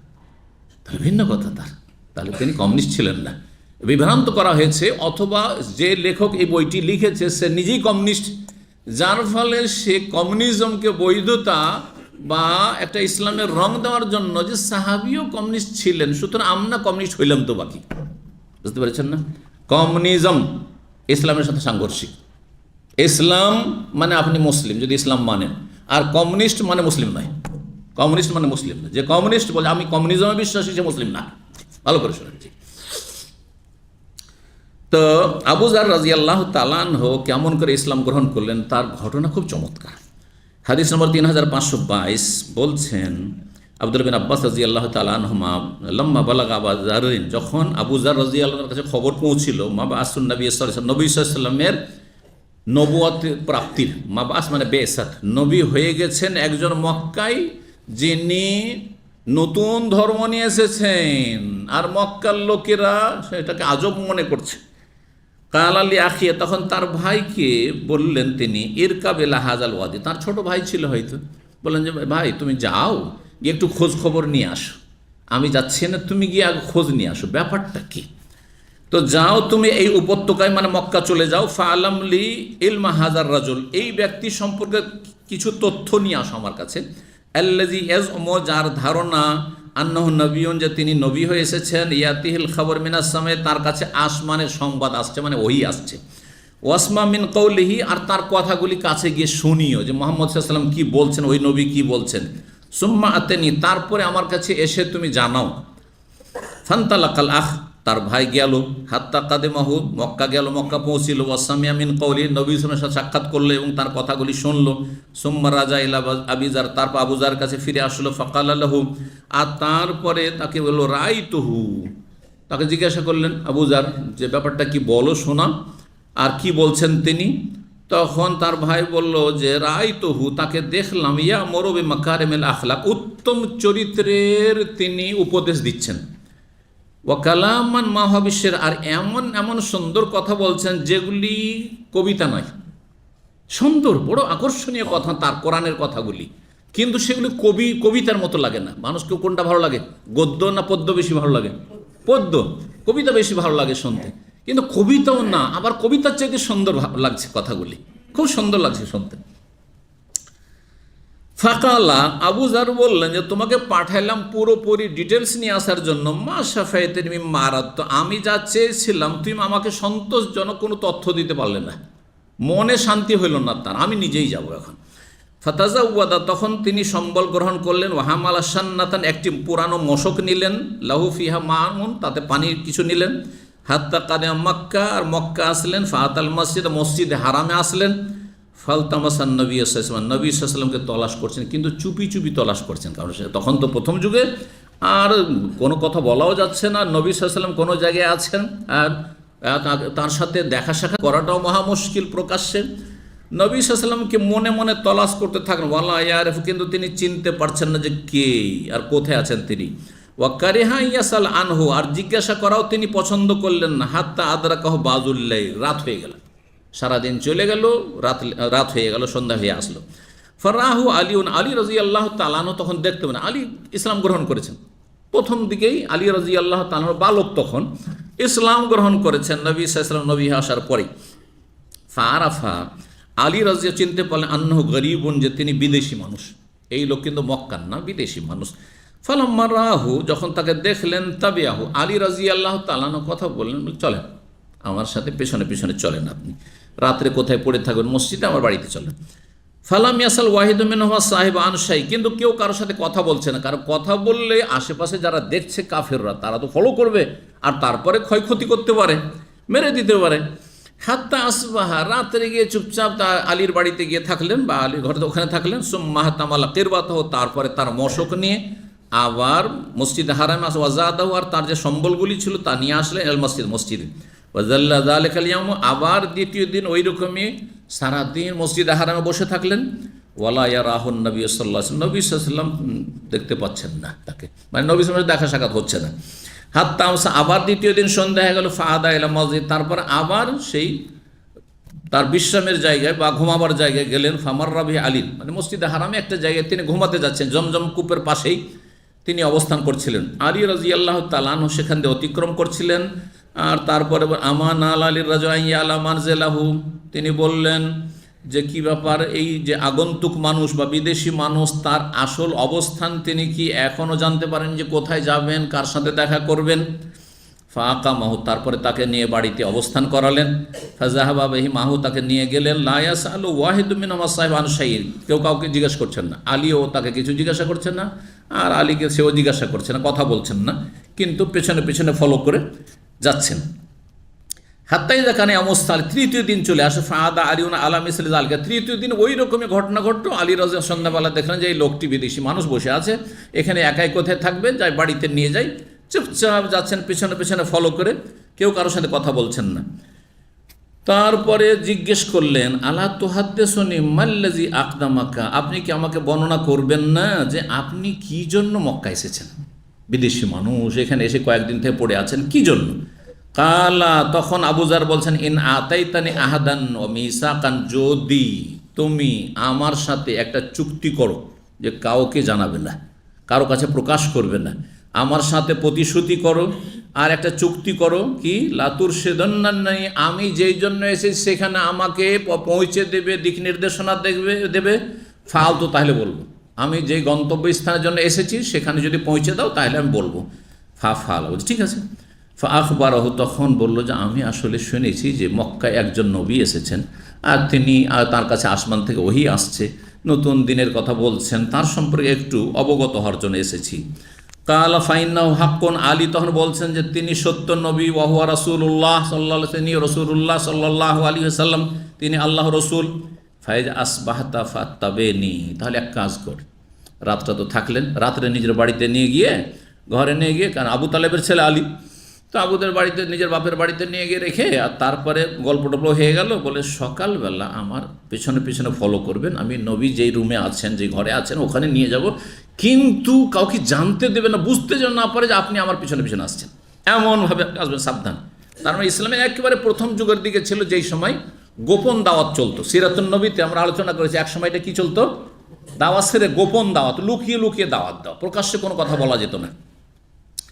তো বলেন সকাল যখন হবে, ফাত্তাবিনি, আমাকে আপনি অনুসরণ করুন, ফাইন্নি ইন রায়ত শাইয়ান, যদি দেখি কোনো আশঙ্কাজনক কিছু, যে কোনো দিক থেকে কাফেররা টের পেয়ে গেছে আর আক্রমণ করার জন্য আসছে আমার ওপর বা আপনার ওপর, আখাফ আলাইক, আর আমাকে ভয় লাগে যে আপনাকে মেরে দেবে, কমতো, তখন আমি দাঁড়িয়ে যাব এক পাশে, কান্নি ওরিকুল মা, যেন আমি পেশাব করছি, রাস্তার পাশে দাঁড়িয়ে যাব, আপনি থামবেন না আমার থামায়, আপনি চলতে থাকবেন, তাহলে আর বুঝতে পারবে না যে আপনাকে ফলো করে যাচ্ছে। সুবহানাল্লাহ।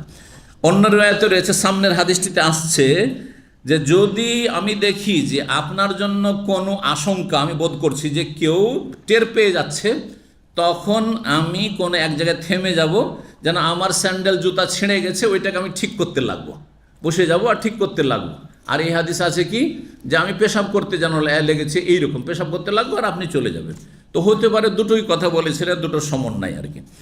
ফাইন মাদাই, তো আমি যদি এগিয়ে চলে যাই, ফাত্তাবিনি, আমাকে ফলো করুন, পেছনে পেছনে আসুন, হাত্তা তাদখুলা মাদখালি, আমি যেখানে প্রবেশ করব ওই ঘরে আপনিও প্রবেশ করুন। ফালা, তাই করলো।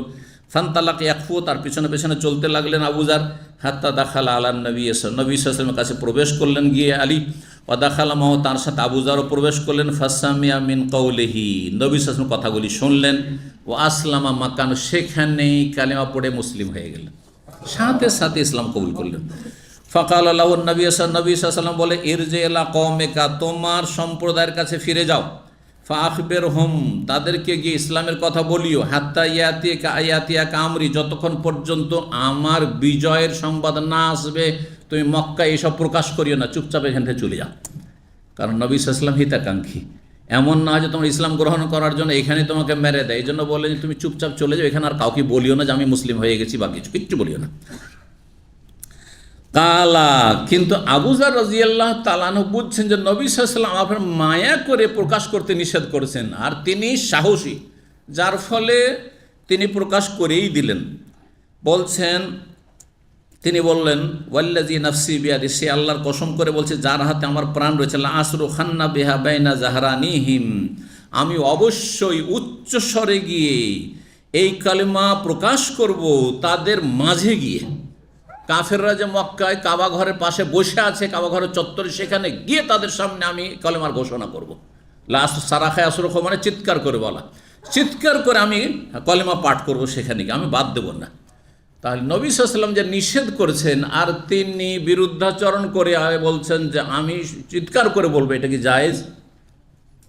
কেউ যদি প্রশ্ন করে যে নবী নিষেধ করছেন যে জানতে দিও না কাউকে, তুমি চুপচাপ চলে যাও এখান থেকে, তুমি নিজের জাতিকে গিয়ে বলো, কারণ নিজের বংশের লোকেরা যদিও কাফের, তারপর তোমার মায়া মমতা করবে, আর এখানকার লোকেরা তো তোমার আত্মীয় না, সুতরাং তোমাকে যখনই দেখবে যে মুহাম্মদ সাল্লাল্লাহু আলাইহি ওয়াসাল্লাম তুমি অনুসারী হয়েছে, তোমাকে মেরে দিবে।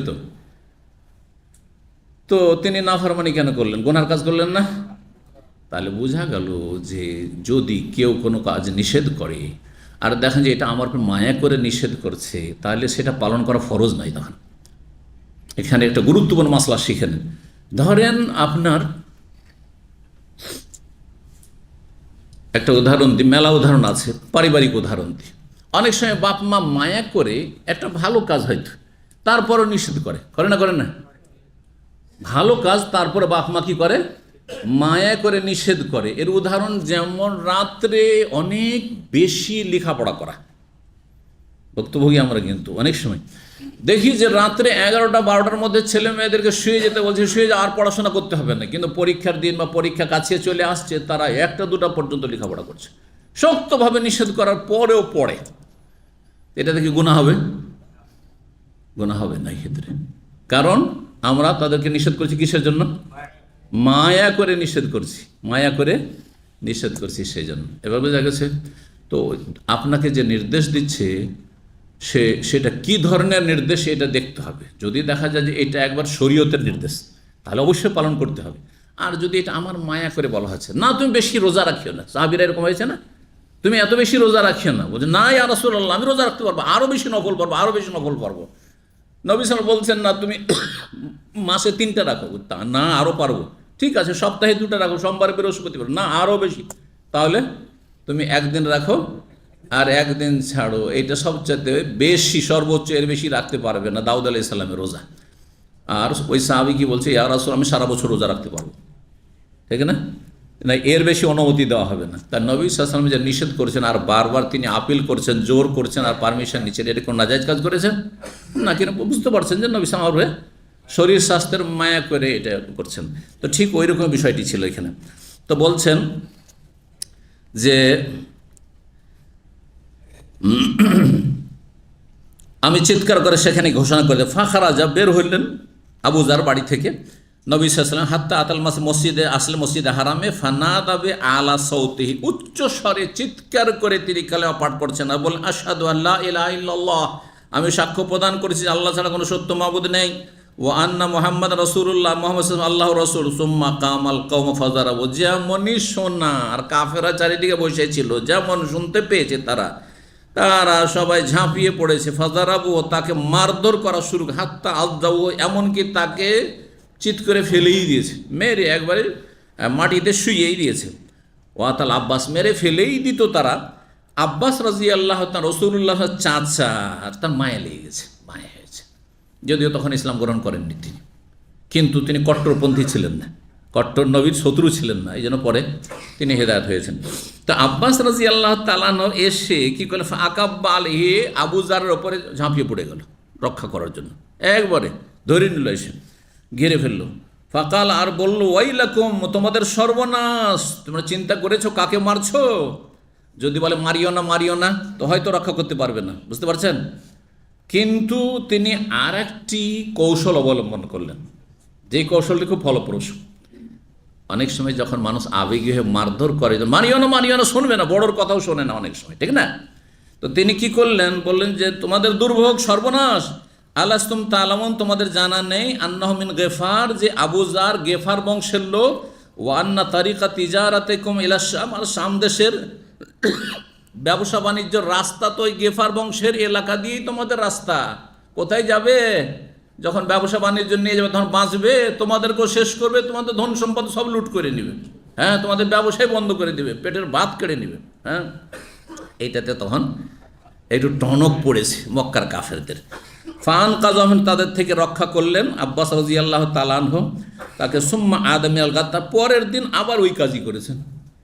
পরের দিন এসে মসজিদে হারামে আবার বলছেন আশহাদু আল্লা ইলাহা ইল্লাল্লাহ ওয়া আশহাদু আন্না মুহাম্মাদার রাসূলুল্লাহ। ফাজারাবু, আবার মারধর শুরু করেছে।